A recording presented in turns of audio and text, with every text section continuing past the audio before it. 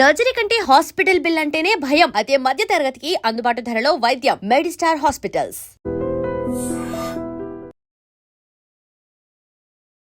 నమస్కారం, welcome to I dream. నేను మీ విజిత. ప్రస్తుతం మనతో పాటు ఉన్నారు విశ్వపతిగా ప్రసిద్ధి చెంది టీవీకే మూర్తి గారు. కలో వెంకట నాయక అంటుంటారు. కలియుగ ప్రత్యక్ష దైవం ఆ ఏడుకొండలవాడు. అయితే కలియుగంలో ఆ ఏడుకొండలవాడి లీలలు ఏ విధంగా ఉన్నాయి అనేది మనకు ఆయన మాటల ద్వారా, ఆయన పుస్తకాల రూపంలో ఎన్నో పుస్తకాలు రాసి ఎన్నో భాషల్లో రాసి మనందరికీ తెలియజేస్తున్నారు. ఇప్పుడు గురుగారితో మాట్లాడి వాటికి సంబంధించిన విషయాలన్నింటినీ క్లియర్గా తెలుసుకుందాం. నమస్కారం గురుగారు. నమస్కారం తల్లి. ఎలా ఉన్నారు గురుగారు? ఫైన్ ఫైన్ అమ్మా, చాలా సంతోషం మీతో మాట్లాడటం ఈరోజు. నా అదృష్టంగా నేను భావిస్తున్నా గురుగారు, మిమ్మల్ని కలవడం, మీతో మాట్లాడడం. సంతోషం, నాకు కూడా చాలా సంతోషం. గురుగారు, అసలు భగవంతుడు ఉన్నాడు లేడు అని వాదించే వాళ్ళు ఉన్నారు. ఉన్నాడు అని కొంతమంది, లేడు అని కొంతమంది. అసలు నిజంగా భగవంతుడు ఉన్నాడా గురుగారు? యాక్చువల్లీ దీనికి సమాధానం చెప్పే ముందు నేను ఒక చిన్న చెప్తాను తల్లి. మామూలుగా మనం ధర్మరాజు యక్ష ప్రశ్నలు అని వింటాం. ఓకే, అది చాలా ఫేమస్. మహాభారతంలో మనకి ధర్మరాజుని యక్షుడు కొన్ని క్వశ్చన్స్ అడుగుతాడు, వాటికి సమాధానాలు అవన్నీ కూడా చాలా ఇదిగా ఉంటాయి. ఓకే, అంటే ఇప్పుడు అన్నిటికంటే వేగమైంది ఏమిటి, ఇట్లా ఉంటాయి అన్నమాట. ఓకే, మనస్సు ఇట్లా. దాంట్లో చాలా విశిష్టమైన క్వశ్చన్ ఒకటి అంటారు దాంట్లో. అలా అడిగిన ప్రశ్నలు అన్నింటిలో కూడా అదేంటంటే, దాన్ని యక్షుడు అంటాడు, ఈ ప్రపంచంలో అన్నిటికంటే విచిత్రమైంది అసలు ఏమిటి అని. సో దానికి ధర్మరాజు చెప్తాడు, అన్నిటికంటే విచిత్రమైంది ప్రతి మనిషి ఓకే తన చుట్టూ ఉన్న వాళ్ళు ఎంతో మంది వెళ్ళిపోతున్నా తాను మాత్రం పర్మనెంట్గా ఇక్కడ ఉండిపోతాను అనుకుంటాడు. ఓకే, కంటి ఎదురుకుండా ఎన్నో చూస్తున్నా కూడా తానేదో ఇక్కడే పర్మనెంట్గా ఈ భూమి మీద ఉండిపోతాడు అనుకుంటుంటాడు. అంతకు మించి విచిత్రమైంది ఇంకోటి లేదు అంటాడు. అలా నాకు దాంతోపాటు నిజంగా భగవంతుడు ఉన్నాడా లేదా అనే క్వశ్చన్ కూడా విచిత్రం అనిపిస్తుంది, అంత విచిత్రంగాను. ఎందుకంటే తల్లి, ఇప్పుడు మనం ఒక్కసారి ఆకాశం చూసాం అనుకో, ఓకే, సూర్యుడు, చంద్రుడు, నక్షత్రాలు, ఎన్ని అసలు నక్షత్రాలు ఏంటంటే కొన్ని కోట్ల నక్షత్రాలు. మనకి కనపడేది ఏంటంటే తల్లి, ఈ కాస్మాస్ మొత్తం యూనివర్స్లో ఒక సైడే మనం చూస్తాం. ఓకే, అసలు ఆల్మోస్ట్ ఒక 1/7 ఇది అంటారు. మిగతా అసలు మనకు తెలియని కూడా కనపడదు అనమాట. ఇంత యూనివర్స్లో మనం చదువుతాం కదా, ప్లానెట్స్ ఈ కక్షల్లో తిరుగుతుంటాయి, భూమి, చంద్రుడు, సూర్యుడు, ఇవన్నీ కూడా కదా. సో సూర్యుడు చుట్టూ ఇవన్నీ మనం చదువుతుంటాం కదా. ఇన్ని స్టార్స్ కానీ, ఈ నక్షత్రాలు, సన్ను, మూన్, మన భూమి, ఇవన్నీ కూడా ఇన్ని కోట్ల సంవత్సరాలుగా ఇంత పక్క కూడా జరగకుండా తిరుగుతున్నాయి కదా. ఏది మరి ఏ శక్తి వీటిని ఇలా కాపాడుతుంది, ఇలా ఉంచుతుంది? అసలు వీటన్నిటికీ మూలమైన శక్తి ఏదో ఉండబట్టే ఇప్పుడు మనం ఇక్కడ కూర్చుని సన్ కొంచెం టెంపరేచర్స్ లాగానే పెరిగింది, వేడి అనుకుంటాం. అటువంటిది సన్ కనుక కొంచెం ఒక డిగ్రీస్లో కొంచెం తగ్గినా, లేకపోతే 100 కిలోమీటర్స్ ముందుకు వచ్చినా అసలు భూమి మీద జీవరాశి ఉండలేదు. బట్ స్టిల్ ఇన్ని కోట్ల సంవత్సరాలుగా అన్ని ప్లానెట్స్, అన్ని గ్రహాలు, వాటి స్థితులు గతులు కానీ ఏమాత్రం తప్పకుండా అలాగే తిరుగుతున్నాయి, అలాగే ఉన్నాయంటే ఏ శక్తి వీటన్నిటికీ కారణం మనకి? అవునా? అలాగే అసలు ఎందుకు మన చుట్టూ నేచర్, ప్రకృతి, అసలు మొట్టమొదటి మానవుడు ప్రకృతిలోనే భగవంతుని చూసేవాడు. అందుకని మన భారతీయ సాంప్రదాయాలు ఏంటి, మనం చెట్లని పూజిస్తాం, అన్నిటిని పూజిస్తాం కదా. ఇప్పటికీ కూడా ప్రతిదీ చెట్లు, ఎందుకు యానిమల్స్, పక్షులు, బర్డ్స్, ఒక్కొక్క పక్షిని ఒక్కొక్క దేవతకి వాహనంగా అనుకుంటాం ఇట్లా. సో ఈ మన సాంప్రదాయమే అలాగా. పక్షులు కానీ జంతువులు కానీ అనుకోవటం, మొక్కలు, పర్వతాల మీద ఉండే ఆలయాలు, ఇవన్నీ కూడా అంటే మన సాంప్రదాయమే అలా వస్తుంది. సో భగవంతుడు అనేది లేకపోతే అసలు మీరు చూడండి, ఒకప్పుడు బయటకు వెళ్ళి చూస్తే చిన్న బర్డ్స్ ఉంటాయి, ఎంత కలర్ఫుల్గా ఉంటాయి. నేచర్లో అసలు ఇన్ని రంగులు, ఇంత జీవరాశి ఇలా ఉందంటే భగవంతుడు లేకుండా సాధ్యపడుతుంది ఇదంతా. ఎంతో శక్తి.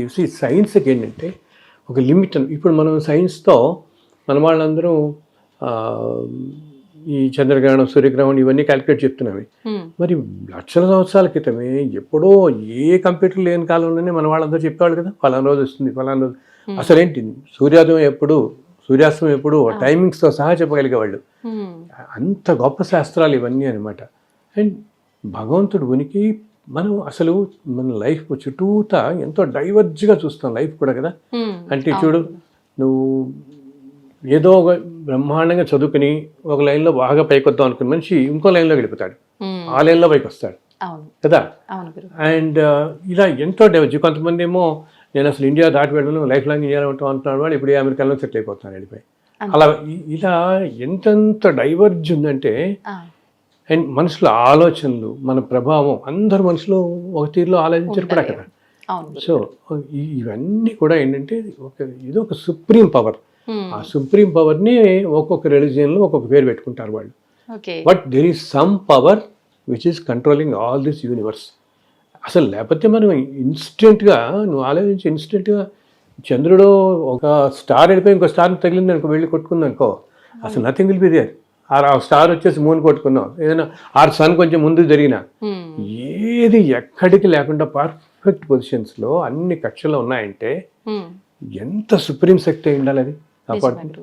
సో దాన్ని మనం భగవంతుడు అంటాం. అది సో ఏంటంటే ఏ రూపం లేని ఒక స్వరూపాన్ని ఊహించుకుని ధ్యానం చేయడం మనుషులకు కష్టం కాబట్టి అది ఒక్కొక్క దానికి ఒక్కొక్క రకాల సృష్టి స్థితి లయకారకుల్లాగా రకరకాల కార్యక్రమాల్లో రకరకాల రూపాల్లో మనం ఆరాధన చేస్తున్నాం.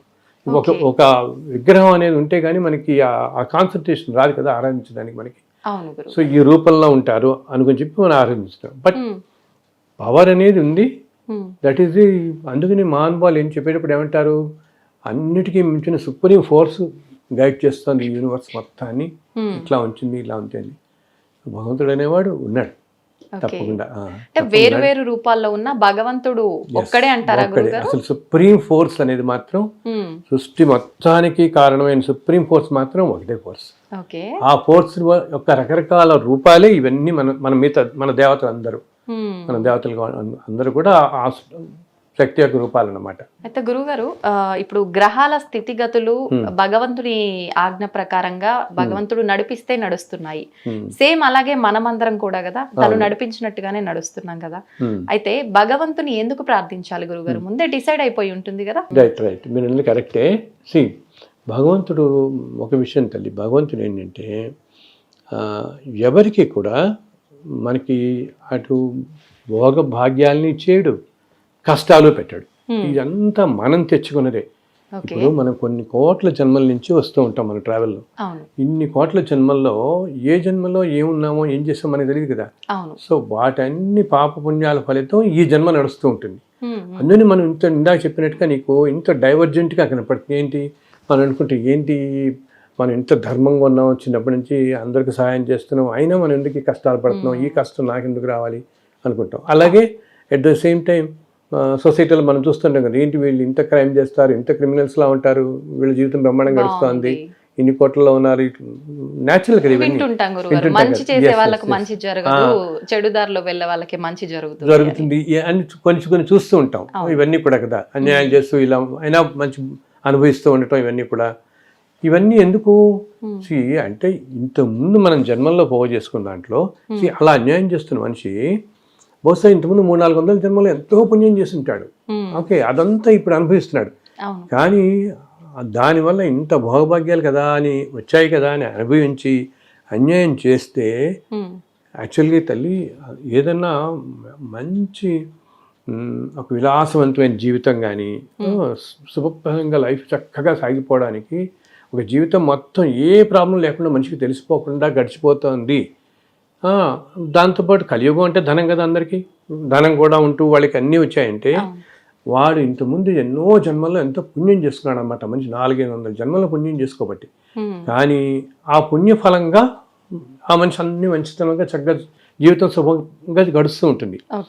కానీ గడుస్తోంది కదా, నాకు అన్నీ ఉన్నాయి కదా అని అహంకారం వచ్చి గనక ఏదైనా అన్యాయాలు కానీ అక్రమాలు కానీ చేస్తే ఇంకా తర్వాత కొన్ని 100 జన్మలు ఇట్లా చేసిన వాళ్ళు ఏమవుతారు తెలుసా, కొన్ని 100 జన్మలు వైల్డ్లోకి వెళ్ళిపోతూ ఉంటాం, అంటే జంతు ప్రపంచంలో వెళ్ళిపోతారు వీళ్ళు. ఇంకా మానవ జన్మ కూడా రాదు ఇప్పుడప్పుడే, మానవ జన్మలో కూడా రాదు. ఇంత అన్యాయాలు చేసేవాళ్ళు కనుక విపరీతంగా అన్యాయం ఇప్పుడు చేస్తున్నప్పుడు అనుకోవచ్చు, నాకేముంది, నన్ను ఎవరేం చేస్తారు మనకి అనుకుంటాం. కానీ వీటన్ని ఈ రోజు నువ్వు ఇంత భాగ్యం అనిపిస్తున్నావు అంటే ఎంతో జన్మలో చేసుకున్న పుణ్యమే కదా.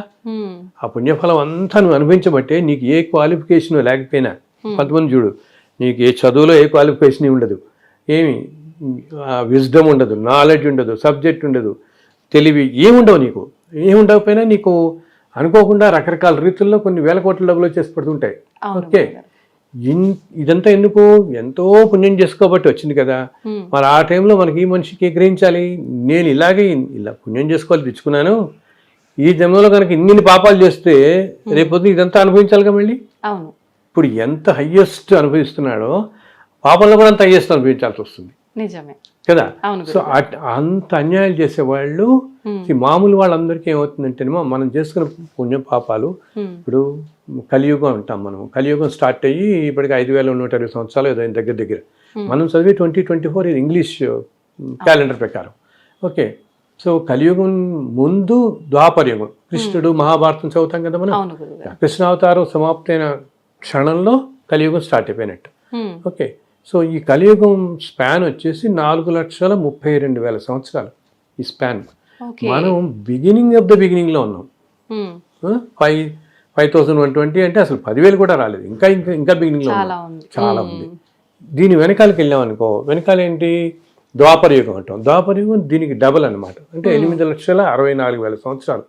సో ఇంత వాటిల్లో మనం ఎన్నెన్ని జన్మలు ఎత్తుంటాం కదా, ఎన్నో వేల కోట్ల జన్మలు ఎత్తుకుంటూ ఇలా వస్తాం. ఏ జన్మలో ఉన్న ఏదో రుణాన్ని బట్టి మనం ఒకరి ఇంట్లో పుట్టడం, ఒక తల్లి తండ్రి కొడుకు వీళ్ళంతా అవటం. సో ఈ జన్మల్లో చేసుకున్న పుణ్యం వల్లనే ఇంతకుముందు జన్మల్లో చేసుకుని ఈ జన్మలో మనం అనుభవిస్తూ, మనం చేసుకున్న పుణ్యానికి మనకి హాయిగా మనుపుట్ట తినడానికి తిండి, భోజనం, ఈ కట్టుకోవడానికి మంచి బట్టలు ఇవన్నీ వస్తాయి. వేరే పాపం చేస్తుంటాం కదా, దానికి ప్యారల్గా ఏదో అనారోగ్యాలు, ఏవో డిసప్పాయింట్మెంట్లు, మనకి ఏదో అనుకుంటాం అది కుదరకపోవచ్చు, ఈ పని అవ్వకపోవచ్చు, ఏవో కష్టాలు ప్యారల్గా రెండూ నడుస్తాయి మనుషులందరికీ. రెండు వెళ్తూ ఉంటాయి ప్రతి జన్మలోనూ కూడా. సో ఇలా అన్యాయాలు చేసేవాళ్ళు ఆ మాట అనుకోవాలి, నేను ఈరోజు ఇన్ని వేల కోట్లు సంపాదించుకుని ఇన్ని చేసుకుని చాలా సమాజంలో ఉన్నత పొజిషన్లో ఉన్నానంటే ఎంతో పుణ్యం చేసుకోబట్టి కదా. ఈరోజు నేను ఇన్ని అన్యాయాలు చేస్తామంటే మళ్ళీ కొన్ని వేల జన్మలో కష్టపడాల్సి వస్తుంది దానికి. అది కూడా ఏంటి, మామూలుగా కూడా కాదనమాట. నేను ఇలా విపరీతమైన ఇంకా ఏమంటాం, క్రిమినల్ యాక్టివిటీస్ కానీ ఇటువంటి వాటి అన్నిటికీ వెళ్ళే వాళ్ళకి అసలు జంతు ప్రపంచంలోకే వెళ్ళిపోతారని చెప్తున్నాను, శాస్త్రంలో చెప్తారు. ఇంకా మళ్ళీ మన మానవ జన్మ అన్నిటిలో కల్లా 84 లక్షల జీవకోటి వీటిల్లో మానవ జన్మ అన్నిటికంటే ఉత్తమమైంది మనకి కదా. మానవ జన్మలోనే మనకి జ్ఞానం, మాటలు అన్నీ ఉన్నాయి మనకి, మన మనస్సు, మన ఆలోచన అన్నీ కూడా. సో భగవంతుడు ఏంటంటే ఆయన అన్నీ చూస్తూ ఉంటాడు, అంతేకాని ఆయన ఎవరికి కష్టం పెట్టాడు, ఎవరికి భోగభాగ్యాలు, ఇవన్నీ మనం తెచ్చుకునేవే.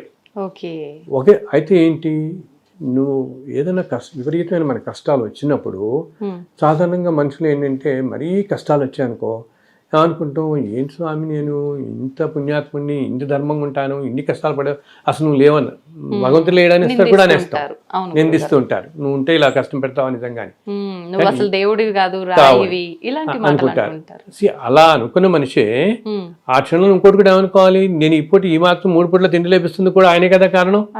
అది కూడా లభించిన వాళ్ళని ఎంతమంది చూస్తాం మనం, ఎన్నెన్ని దేశాల్లోనో ఆఫ్రికన్ కంట్రీస్ అవన్నీ చూస్తే అసలు తినడానికి తిండి వారం రోజులకు ఓ రోజు కూడా వాడు తినడానికి ఉండదు వాడి పాపం.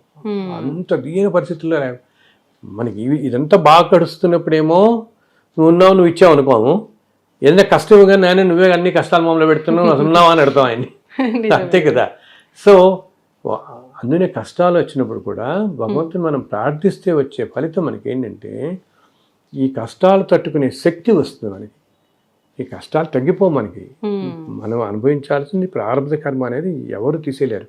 ఓకే, ఎన్నో జన్మలో చేసుకునే కర్మ అందుకని మనం ఎంతో ధర్మాత్మలు కూడా మనకు కనపడే వాళ్ళు పాపం ఎన్నో కష్టాలు పాలవుతుంటారు, చూస్తున్నాం కదా మనం పాలవుతుంటాం. ఎందుకు, ఏదో జన్మలో ఈయన ఏదో చేసుకుని ఉంటాడు. అది కూడా ఏంటి, జస్ట్ నీ వెనకాల జన్మే కాదు, నేను ఎప్పుడో 1000 జన్మల క్రితం ఏదో చేసుకున్నాను అనుకో, అది ఇప్పుడు అనుభవానికి రావచ్చు. అర్థమైందా, ఈ జన్మలో మన అనుభవానికి రావచ్చు. సో మళ్ళీ కింద జన్మలో నేను చేసుకునేది 400 జన్మల తర్వాత రావచ్చు. సో ఏ జన్మలో చేసుకున్న పాప పుణ్యాలు ఏ జన్మలో తర్వాత వస్తాయనేది మనకు తెలియదు, అనుభవించడం మాత్రం తప్పదు. సో ఇలా వచ్చినప్పుడు ఏంటంటే మనం నైనా నువ్వు ఉన్నావు, నువ్వు చూసుకుంటావు నన్ను, నాకు శక్తి నువ్వు అని ప్రార్థిస్తే ఆయన్ని తప్పకుండా అటువంటి వాళ్ళకి భగవంతుడు ఖచ్చితంగా ఇస్తాడు. దానికి కూడా తల్లి నువ్వు ఎలా ఉంటుంది మనకి, మనకి బాగా కష్టాలు అవి వచ్చినప్పుడు నువ్వు ఏదో 2 గంటలు పూజ చేయి 4 గంటలు పూజ చేయి అంటే అంత కాన్సన్ట్రేషన్ ఉండదు మనిషికి కదా. అవును గురు. ఓకే, సో జస్ట్ ఆయన మనసారా ప్రార్థిస్తే, ఆర్తితో ప్రార్థిస్తే, ఆయన ఎప్పుడు కూడా నాకు ఇది కావాలి, మీరు 10 లక్షలు పెట్టి యజ్ఞం చేయండి, లేదా యాగం చేయండి, రోజు నా కోసం మీరు చదవండి, ఆయన అట్లా ఎప్పుడు అనడు. ఓకే, మనం ధర్మంగా ఉంటూ మనం మనం మనం ఇప్పుడు మన కష్టాలు వచ్చినా ఇంకొకరిని నిందించగా, ఇప్పుడు జనరల్ కష్టాలు అవగానే వాళ్ళు ఏమన్నా అంటారు, నీ వల్ల నాకు కష్టం వచ్చింది, అతను ఏదో కారణభూతులు అవుతాడు కానీ ఈ కష్టం నీదే, నువ్వు అనుభవించాల్సింది కాబట్టి ఏదో రూపంలో ఎవరి ద్వారానో ఎవరితోనో వస్తుంది మనకి. కాబట్టి ఆయన మనం మనిషిని నిందించకూడదు. ఒక మనిషిని ఏదో అని ఇతని వల్లే నేను ఇలా అయిపోయాను, ఇలా చేసావు, అలా అసలు దేవుడే లేడు ఇట్లా అనకుండా, ఆయన నువ్వు ఉన్నావు, నువ్వు మమ్మల్ని బయటపడేన ఆర్తి అంటాం చూసావు మనం, ఆ ఆర్తితో కనుక ఆయన్ని సింప్లీ వేడుకుంటే చాలు. రోజు ఒక్క నమస్కారం పెట్టి, స్వామి నాకు ఇవన్నీ తట్టుకునే శక్తి నాకు ఇవ్వు, తొందరగా బయటపడే అని సింపుల్ ప్రార్థన చేసిన అసలు ఆయనే చెప్తాడు ఒక చోట, కలియుగంలో కేవలం నా నామస్మరణకే ఇంతకుముందు యుగాల్లో తపస్సుకి యజ్ఞయాగాదులకి ఇచ్చేంత ఫలితం నా నామాన్ని స్మరిస్తే చాలిస్తానంటాడు. అంత ఈక్వల్ ఫలితం. సో బికాజ్ ఆయనకు అప్పుడే తెలుసు కలియుగం వచ్చే టైంకి వీళ్ళెవరికి టైం ఉండదు అంతా, ఇవన్నీ చేసేంత భగవంతుడే మనకు ఆప్షన్స్ ఇస్తాడు, ఆప్షన్స్ ఇచ్చాడు. సో కష్టాలు వచ్చినప్పుడు ఇలా నేను నువ్వు ఉన్నావు, నువ్వు మమ్మల్ని బయటపడేస్తావు అని మనం ధర్మంగా ఉంటే తప్పకుండా ఆ కష్టాలను తట్టుకునే శక్తి ఇస్తారు మనకి. అండ్ తొందరగా తగ్గుతాయి, వాటి తీవ్రత తగ్గుతుంది, ఏదైనా తీవ్రత తగ్గుతుంది, తొందరగా బయటపడగలుగుతాం. అండ్ అదే భగవద్ అనుగ్రహం సంపాదించడం అంటే, భగవద్ అనుగ్రహం కావాలి మనకి కష్టాలు ఉన్నప్పుడు అంటే ఆయన వేడుకోవటం అన్నమాట, మనసారా వేడుకోవటమే. వేడుకుంటూ మనం ధర్మంగా ఉండాలి. మనం గబుక్కొని మనకి ఇలా చేయండి కదా అని మనం కొంతమంది చాలా మంది ఏంటంటే జనరల్ మనుషుల నేచర్ ఎట్లా ఉంటుందంటే, మనకి ఏదైనా కష్టం కలగానే వాళ్ళు వీడికి ఎందుకు కష్టం కలగకూడదు అనుకుంటాడు ఇంకోటి. It is natural human tendency కదా. అటువంటి వాటికి వెళ్ళకుండా అన్నిటిని సమ్మెనంతో తీసుకుంటూ మనం ధర్మంగా ఉంటూ ఏదో పూర్వజన్మలో చేసుకొని నేను ఇప్పుడు అనుభవిస్తున్నాను, స్వామి తట్టుకునే శక్తి నాకు ఇవ్వు అంటే తప్పకుండా ఇస్తాడు. బికాస్ నేను అందరితో చెప్తాను, is the kindest of all అంట. ఓకే, భగవంతుడు.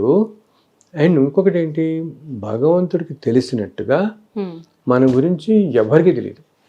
మన తల్లిదండ్రులకి, ఎందుకు మన పిల్లలకి కానీ, మన భార్యకో భర్తకో ఎవ్వరికి కూడా రియల్గా మనం ఏమిటి, ఒక విషయంలో, ఒక సంఘటనలో, ఒక ఆలోచనలో మన ఆలోచన ఏమిటి అన్నది మన భగవంతుని మాత్రం తెలుస్తుంది కదా.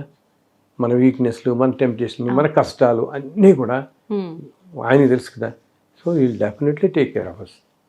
తప్పకుండా ఆయన తెలిసినట్టు ఎవరు మనం అనుకుంటాం అనమాట. అయ్యో నీకేం తెలుస్తుంది, ఎక్కడో కూర్చున్నావు అని. ఆయన ఇక్కడ కూడా ఉన్నాడు, లేడు చుట్టూత. అసలు అన్ని చోట్ల అసలు విష్ణువు అంటేనే అర్థం సర్వవ్యాపకుడు అని అర్థం. అన్ని చోట్ల వ్యాపించి ఉన్నవాడే అనమాట. అందుని మనం అంటుంటాం చూడండి, ఎక్కడ కూర్చొని తలుచుకున్నా, ఇప్పుడు ప్రహ్లాదుడు వీళ్ళందరినీ ఎలా రక్షించాడు ఆయన, ఎక్కడెక్కడ ఉన్నా ఆయన ఎదుర్కొంటారు లేడు కదా. అప్పటికప్పుడు ఎక్కడన్నా అన్ని చోట్ల ఉంటాడు ఆయన. మనం మాట్లాడే ప్రతి మాట, ప్రతి ఆలోచన ఆయన స్వామివారు ఉంటూనే ఉంటాడు. అది మనం ఒక వెంకటేశ్వరం అనుకోని, కృష్ణుడు అనుకోని, అమ్మవారు అనుకోని, ఏదైనా రూపాలు ఏదైనా అవని ఆ శక్తి ఎవరు ఏ రూపంగా కొలుస్తున్నారు. అయితే గురువు గారు, ఇప్పుడు ఇంతకు ముందు కాలంలో అంటే ఇంత పాప పుణ్యాలు లేవు, అంత న్యాయబద్ధంగా నడిచింది. ఒకప్పుడు మీరు అన్నట్టుగా ద్వాపర యుగం అలా. ఇప్పుడు ఇది కలియుగం కదా, కలియుగంలో పాప పుణ్యాలు ఎక్కువైపోయాయి. ఇప్పుడు ఈ కలియుగంలో భగవంతుడి దర్శనము, మనం కోరుకున్న వెంటనే భగవంతుడి అనుగ్రహము, ఇవన్నీ సాధ్యపడతాయంటారా? అవుతాయి తల్లి, తప్పకుండా అవుతాయి. చెప్పాను కదా ఇందాక నేను అన్నట్టు, మనం అంత ఆర్తితో కలిసి మనం ధర్మంగా ఉంటే తప్పకుండా. ఒకటి ఏంటంటే, మామూలుగా కూడా మనం ఇలాగా ఏమంటాం, మనం ఇప్పుడిప్పుడు కథల్లో చదువుతుంటాం చూడు, పాతకాలంలో ఎవరో రాక్షసులు ఉండేవాడు, జనాలందరినీ హింసించేవాడు, వింటుంటాం కదా. ఆ కాలంలో చాలా ప్రజలందరూ చాలా కష్టాలు పడ్డారని చదువుతూ ఉంటాం కదా. అలా ఎందుకు, మన హిస్టరీ బుక్స్ లోనే కొంచెం వెనక్కి వెళ్తే 400-500 క్రితం ఎవరో రాజు పరిపాలించాడు, అప్పుడంతా దేశం అంతా చాలా దారుణంగా ఉండేది, దండయాత్రలు జరిగాయి, ఇలా జరిగాయి, అవన్నీ వింటుంటాం కదా రకరకాల. లేకపోతే ఆ పరిపాలించిన రాజు చాలా దుష్టుడు, ఇట్లా వింటుంటాం కదా. సో ఏంటంటే ధర్మం కూడా ఈ సైకిల్లో లైఫ్ ఇలా పెడుతున్నప్పుడు కొంచెం ఒక్కోసారి చాలా తగ్గిపోతూ ఉంటుంది.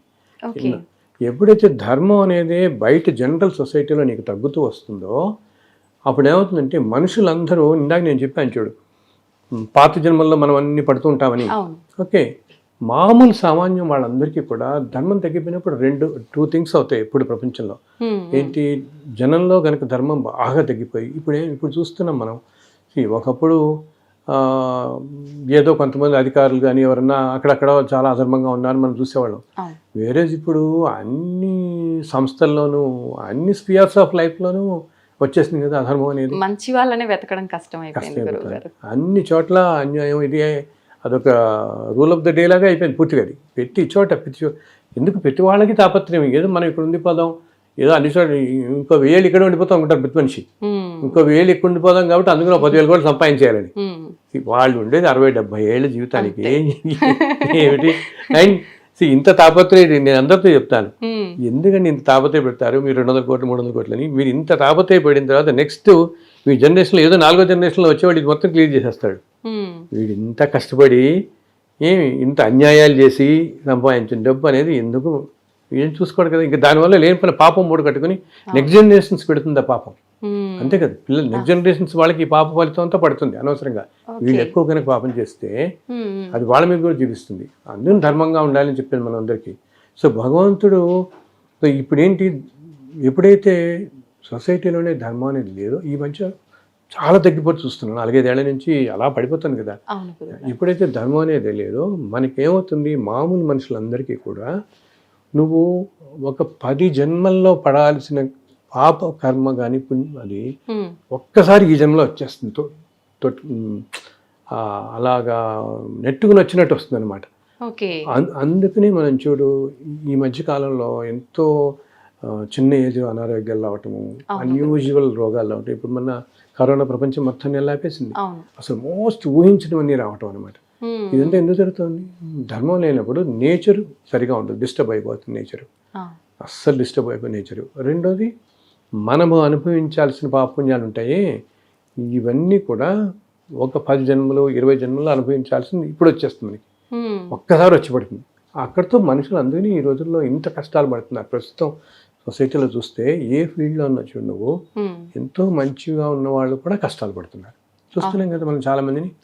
బికాస్ నేను చెప్పాను, ఇప్పుడు నువ్వు ఒక జన్మలో పడుతుంటే ఓకే కొన్నాళ్ళు పడతావు అనుకుంటా, 10 జన్మల్లో ఒకేసారి తోసుకొస్తే ఇంకా కష్టమే అన్నట్టుగా కోలుకోలేని అటువంటి కష్టాలు చూస్తున్నాం మనం. మన చుట్టుపక్కల మన కొలీగ్స్లో కానీ మన తెలిసిన వాళ్ళలో కానీ ఏంటి ఇన్ని కష్టాలు వచ్చిపడ్డాయి మనిషి కానీ. ఎందుకు, బయట ధర్మమే లేనప్పుడు ఇలా వస్తుంది. సో ఇటువంటిప్పుడు మనం చేయాల్సిందల్లా ఆయన మళ్ళీ కాలు పట్టుకోవటం అండ్ మనకు తోచినంతలో మనం ధర్మంగా ఉండటం, మనమే అన్యాయం చేయకుండా దగ్గర వాళ్ళు సహాయం చేస్తూ చాలు. ఎప్పుడు భగవంతుడు అన్నిటికంటే సంతోషించే తల్లి, తోటి మనిషికి సహాయం చేస్తే ఆయన సంతోషించినట్టు ఇంకెవరు సంతోషించరు. నీ పక్క మనిషికి నీకు తోచినంత సహాయం అనేది డబ్బే ఇవ్వక్కర్లేదు. ఏదైనా కష్టాలు ఉన్నప్పుడు 4 మంచి మాటలు చెప్పచ్చు, వాళ్ళకి కొంచెం సాంత్వన కలిగేలా చేయొచ్చు, నీకు తోచిన దాంట్లో నువ్వు చిన్న సహాయం చేయొచ్చు. బికాజ్ ఒక మనిషి అందుకని మనం అంటారు, మన వాళ్ళందరూ చిన్నప్పటి నుంచి మానవ సేవ అంటారు చూడు. బికాజ్ ప్రతి మనిషిలోనూ మాధుడు ఉంటాడు కదా, భగవంతుడు ఉంటాడు కాబట్టి అట్లా. సో ఆయన వేడుకుంటే ఆ తట్టుకునే శక్తి మనకు వస్తుంది అనమాట. గురుగారు, ధర్మం అంటున్నాం కదా, నిజంగా ధర్మం అంటే ఏంటి? ధర్మ మార్గంలో నడవాలంటే మనం ఏం చేయాల్సి ఉంటుంది? అందరూ అనుకుంటారు తల్లి ధర్మం అంటే అది చాలా కష్టం, అమ్మో వీళ్ళంతా చాలా పెద్ద పెద్ద వాళ్ళందరూ చెప్తారు ధర్మం అని చెప్పి తెల్లారులేస్తే ప్రవచనాల్లో చెప్తారు, మహానుభావులు అంతా ధర్మంగా ఉండండి అంటారు. అమ్మో ఇది మనంటే వాళ్ళకి సాధ్యపడుతుంది.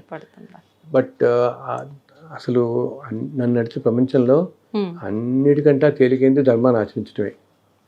దానికి నీకు క్వాలిఫికేషన్స్ అక్కర్లేదు, పొజిషన్స్ అక్కర్లేదు, డబ్బు అక్కర్లేదు, మనుషులు అక్కర్లేదు, ఏ ఇన్స్ట్రుమెంట్స్ అక్కర్లేదు, ఏం అక్కర్లేదు. మన మనస్సు ప్యూర్గా ఉంచుకుంటే చాలు.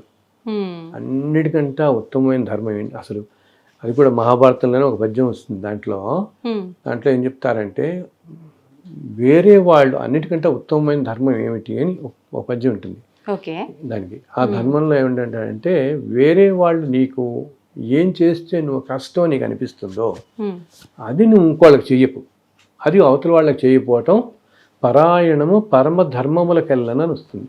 ఒరలే ఎవని వినరించిన అని ఒక పద్యం, అది 4 లైన్లు. వేరే వాళ్ళు నీకు ఏది చేస్తే నీకు కష్టం అనిపిస్తుందో, నీకు అప్రయం కలుగుతుందో అది వాళ్ళకి నువ్వు చేయకుండా ఉండటం పరాయణము పరము ధర్మములకు వెళ్ళను. అన్ని ధర్మాల కంటే గొప్ప ధర్మం ఏంటంటే అవతల వాళ్ళని కష్టపెట్టకుండా ఉండటం. సో సింపుల్, మనంతా అంటే సింపుల్ లివింగ్ అని, హంబుల్ లివింగ్ అని, సింపుల్ ఏదొచ్చినా ఇది నేను గొప్ప, నేను చేశాను, నేను ఏదో సాధించడం వల్ల నాకు ఈ పదవి వచ్చింది, నాకు ఇంత డబ్బులు వచ్చాయి, ఇంత పేరు వచ్చింది, ఇన్ని వచ్చింది. నేను అనే అహంకారం మనిషిని ఎక్కడికైనా డౌన్ చేసేస్తుంది మనిషిని. అది లేకుండా మనకి తోచినంతలో, మనకి వీలునంతలో పక్క మనిషికి సహాయం చేస్తూ ఇప్పుడు నేను చెప్తానమ్మా, ఇప్పుడు ఏదో పెద్ద ఆర్గనైజేషన్ ఉంటుంది, వాళ్ళకి ఏదో మన వాళ్ళు చెప్తుంటారు ఏదైనా డొనేట్ చేయండి వాటికి. అలా ఎక్కడో వాటికంటే కూడా మీ కంటి ఎదురకుండా కనపడే వాళ్ళకి, ఇప్పుడు మన ఇంట్లో పని వాళ్ళు ఉంటారు, మన దగ్గర పని చేసే వాళ్ళు ఉంటారు, మన డ్రైవర్లు ఉంటారు, చిన్న చిన్న వాళ్ళు ఉంటారు, చిన్న అందరూ ఒకళ్ళే కదా. నేను అందరితో ఒకటేంట, నేను వాళ్ళు 2 కాళ్ళు 2 చేతులు కళ్ళు మలానే పుట్టారు. ఓకే, కేవలం నువ్వు ఎక్కడ పుట్టావు అన్నదే నీ జీవితం నిర్ణయించబడుతుంది. ఎందుకు నిర్ణయించబడుతుంది? పూర్వజన్మల కర్మఫలంగా. సో పాపం వాళ్ళకి పూర్వజన్మ కర్మఫలంగా వాళ్ళు అలా ఉన్నారు, నీ పూర్వజన్మ కర్మఫలంగా నువ్వు ఇలా ఉన్నావు. ఉన్నప్పుడు నువ్వేం చేయాలి? వాళ్ళకి నీ శక్తి కొద్ది నువ్వు సహాయం చేయి. బికాస్ రేపు పొద్దున్న నువ్వు ఇంతకంటే అధీనంగా వెళ్ళొచ్చు. వాళ్ళని చూసి నువ్వు అనుకో జాలిపడుతున్నావు, కానీ ఇంతకంటే అధీన పరిస్థితిలో ముందుకెళ్తావేమో, ఇంతకుముందు జన్మల్లో ఆరు వెనక జన్మల్లో ఉన్నావో, ముందు ఇంకా వెళ్ళొచ్చు. అందుకని మనకున్న దాంట్లో తోటి మనిషికి కనుక మన దగ్గర వాళ్ళకి, ఎక్కడో అక్కడ మన దగ్గర వాళ్ళకి సహాయం చేస్తే అది కాపాడినంత ఏది కాపాడదమ్మా. నేను ఇన్ని 15-20 సంవత్సరాల ఈ ట్రావెల్లో ఎంతో మందిని నేను చూశాను. వాళ్ళందరి జీవితాల్లో ఇలాగా ఏదైనా కష్టాలు వచ్చినా తట్టుకునే శక్తి కానీ అవన్నీ కూడా కేవలం వాళ్ళు ధర్మంగా ఉండి ఏమి వాళ్ళకి తోచినంత నలుగురికి సహాయం చేసి, అయ్యో నాకు ఇలా కష్టం వచ్చింది అని కుంగిపోకుండా మనుషులు అప్పటి కష్టంలో ఉండి కూడా అవతల వాళ్ళకి సహాయపడటం. అంత కష్టంలో పడుతూ కూడా వాళ్ళ తోచినంతలో వాళ్ళు పడుతూ, అండ్ ఈ కష్టాలు ఇంకోళ్ళు నిందించకుండా గబుక్కుని సాధారణంగా చేసేది అందరూ. జనరల్ గా 99% మనకి ఏదైనా కష్టం రాగా నాకు వీడే కారణం ఈ కష్టాలు అనుకుంటాం. అది కారణం అనేది మనం పౌరజన్మంలో చేసుకున్నదే మనకు వస్తుంది, అదే కారణభూతం అవుతుంది. కానీ ఈ మనుషులు సంఘటనలు ఇవేమి కాదు, వాళ్ళు ఏదో అలా రావాలి కాబట్టి అలా అనుకోరుతాయి మనకి, అంతే. మనం చేసుకునే మనకు వస్తుంటుంది. సో అప్పుడు ఇంకొకళ్ళు నిందించకుండా ఉంటే అన్నిటికంటే అదే ధర్మం. అసలు ధర్మాన్ని ఆచరించండి అని అందరూ చెప్తారే, ధర్మాన్ని ఆచరించడం అంటే మనం ధర్మంగా ఉండటమే అనమాట. ధర్మాన్ని రక్షించండి అని అంటే రక్షించడం అంటే ఆచరించడం. ఇంకోటి ఏంటి, ఇలా మంచి పని చేస్తున్నా కూడా నేను మంచి పని చేస్తున్నాను అనుకోకూడదు. ఓకే, ఎప్పుడైతే నువ్వు ఇప్పుడు ప్రతి మనిషి కోరుకునేది ఏంటి, నాకు మోక్షం వచ్చేయాలి బాబు, ఈ జన్మలు పడలేకపోతున్నాను, తొందరగా నీ దగ్గర తీసుకెళ్ళిపో, ఇన్ని కోట్ల జన్మల్లో నా వల్ల కావట్లేదు, పడలేకపోతున్నాం అనుకుంటామే. మోక్షం రావాలి అంటే ఇన్ని కోట్ల జన్మల నుంచి వస్తుందంతా క్లియర్ చేసుకోవాలి కదా మనం. చేసుకుని మోక్షం దగ్గర వాళ్ళంటే ఎలా ఉండాలి, ఇంక మనకి పుణ్యఫలం ఉండకూడదు, పాపఫలం ఉండకూడదు, ఏ ఫలం ఉండకూడదు, రెండు పూర్తిగా పోతేనే అప్పుడు భగవంతుడి దగ్గర వెళ్ళగలుగుతాం, అంతే కదా. సో అప్పుడేంటి, నీకు ఒక 400-500 జన్మల్లో నువ్వు చాలా పుణ్యం చేసావు అనుకో, దానివల్ల నీ జీవితం చాలా బాగా గడుస్తుంది అనుకుందాం ఈ జన్మలో. ఈ నెక్స్ట్ 20-30 జన్మలు చాలా అన్ని విధాలా బాగుంటావు. ఓకే, అన్యాయం చేయట్లేదు అనుకో, అప్పుడు డబ్బు వచ్చినప్పుడు అండ్ మనస్సు కూడా మనం మంచిదే అనుకుందాం. అప్పుడు ఏం చేస్తాం, మనకున్న దాంట్లో నలుగురు సహాయం చేద్దాం చూస్తాం. సహాయం చేస్తున్నప్పుడు కూడా ఈ సహాయం నేను చేస్తున్నాను అని అనుకోకూడదు. నువ్వు ఎప్పుడైతే నేను వీడికి ఇలా డబ్బులు ఇచ్చాను, నేను సహాయం చేస్తాను అనుకుంటావో, ఈ పుణ్యఫలం మళ్ళీ యాడ్ అయ్యి ఈ పుణ్యఫలం అనిపించడానికి ఇంకో 100 జన్మలు పట్టుకొని తీసుకుంటాం పుణ్యఫలం అనిపించడానికి. ఈ తీసుకుంటున్నప్పుడు మనం ఇంత చంచలంగా ఉంటాంగా, ఏదో రంగు చేపి ఉంటాడా మనిషి? ఇన్ని జన్మలు రాగానే ఈ పుణ్యఫలంతో వచ్చిన అనుభవం, డబ్బులు, ఈ పదవులు ఏదైనా అవని, దానివల్ల గబుక్కుని ఈ tend to going wrong part, గబుక్కుని ఏదో స్లిప్ అయిపోతాడు మళ్ళీ. అందుకని ఏంటంటే మంచి చేస్తున్నా, మనం దానం చేస్తున్నా, మంచి చేస్తున్నా, సహాయం చేస్తున్నా, ఇది నేను చేయట్లేదు అనుకోవాలంటే అసలు ఆలోచన తెచ్చుకోకూడదు. చేసేస్తూ వెళ్ళిపోవటం అంతే. నేను చేసిన పని మర్చిపోవాలి, ఆ క్షణంలోనే మర్చిపోవాలి అసలు. అందుకే నేను చెప్తారు కదా, కుడి చేత్తో ఇచ్చేది ఎడమ చేత్తో తెలియకూడదు అంటారు. అలాగా అసలు మనం ఇంకోటి చెప్పడం సంగతి, మనం కూడా ఆలోచించకూడదు, మనుషులు మనం ఆలోచించకూడదు. అంటే చేసాం అంటే నాకు కనిపెట్టాం పెడతాం, అప్పుడు నీకు అది అంటుకోదు. ఓకే, లేకపోతే పుణ్యఫలం అంటుకున్నా కూడా కష్టమే. పుణ్యఫలం కోసం కొన్ని వందల జన్మలు ఎత్తి మళ్ళీ స్లిప్ నేను చూస్తుంటాను అప్పుడప్పుడు ఈ సమాజంలో కొంతమంది చాలా చక్కగా ఉండి ధర్మంగా ఉంటూ ధర్మని మళ్ళీ ఫాలో అయిపోతుంటారు ఎక్కడికో. బికాజ్ ఏంటి, వాళ్ళు ఏదో జన్మలో చేసుకున్న పుణ్యఫలం వల్ల చక్కగా భౌభాగ్యాలు అనిపిస్తున్నారు, మంచి పొజిషన్స్, మంచి జ్ఞానం కూడా ఉంది. వాటితో పాటు జ్ఞానం అన్నీ ఉండి కూడా ఎక్కడో ఉన్నది ఏదో చేసుకున్న యుగం ఉంటుంది మనుషులకి. అహంకారం అనేది ఎటువంటి పరిస్థితుల్లో రాకూడదు తల్లి. అది కనుక వచ్చిందా అందరూ అనుకుంటా ఏం పర్వాలేదులే, నాకు ఎవరేం చేయగలనుకుంటారు. మనం కంటెదురకుండానే ఎన్నో చూస్తున్నాం. అలా అనుకున్న వాళ్ళందరూ ఎక్కడికి వెళ్ళిపోతారో ఈ హిస్టరీలో. సో అది మాత్రం రానియకుండా ఉండకూడదు. సో దీనికి కూడా ఏం చేయాలి మనం, దీనికి కూడా భగవంతునే పట్టుకోవాలి. ఓకే నాయనా ఈ అహంకారం మాత్రం రానియకుండా చూడు తండ్రి. నేను యాక్చువల్గా రోజు నేను ఆల్మోస్ట్ 28 పుస్తకాలు రాశాను ఈ అన్ని దేవతల మీద. అలా దేవతలు అలా కూర్చొని చెప్తుంటే రాస్తుంటాను నేను. సాక్షాత్తు వాళ్ళు అలా చెప్తుంటే రాస్తానన్నమాట. అందుకని ఈరోజు ఇంత ప్రామాణికంగా నిలబడ్డాయి, ఎంతోమంది జీవితాలు బాగుపడుతున్నాయి. అయినా రోజు నేను చేసుకునే పోతే 2 నిమిషాలు చక్కగా స్నానం చేసి ఒక్క నమస్కారం పెట్టుకుంటాను.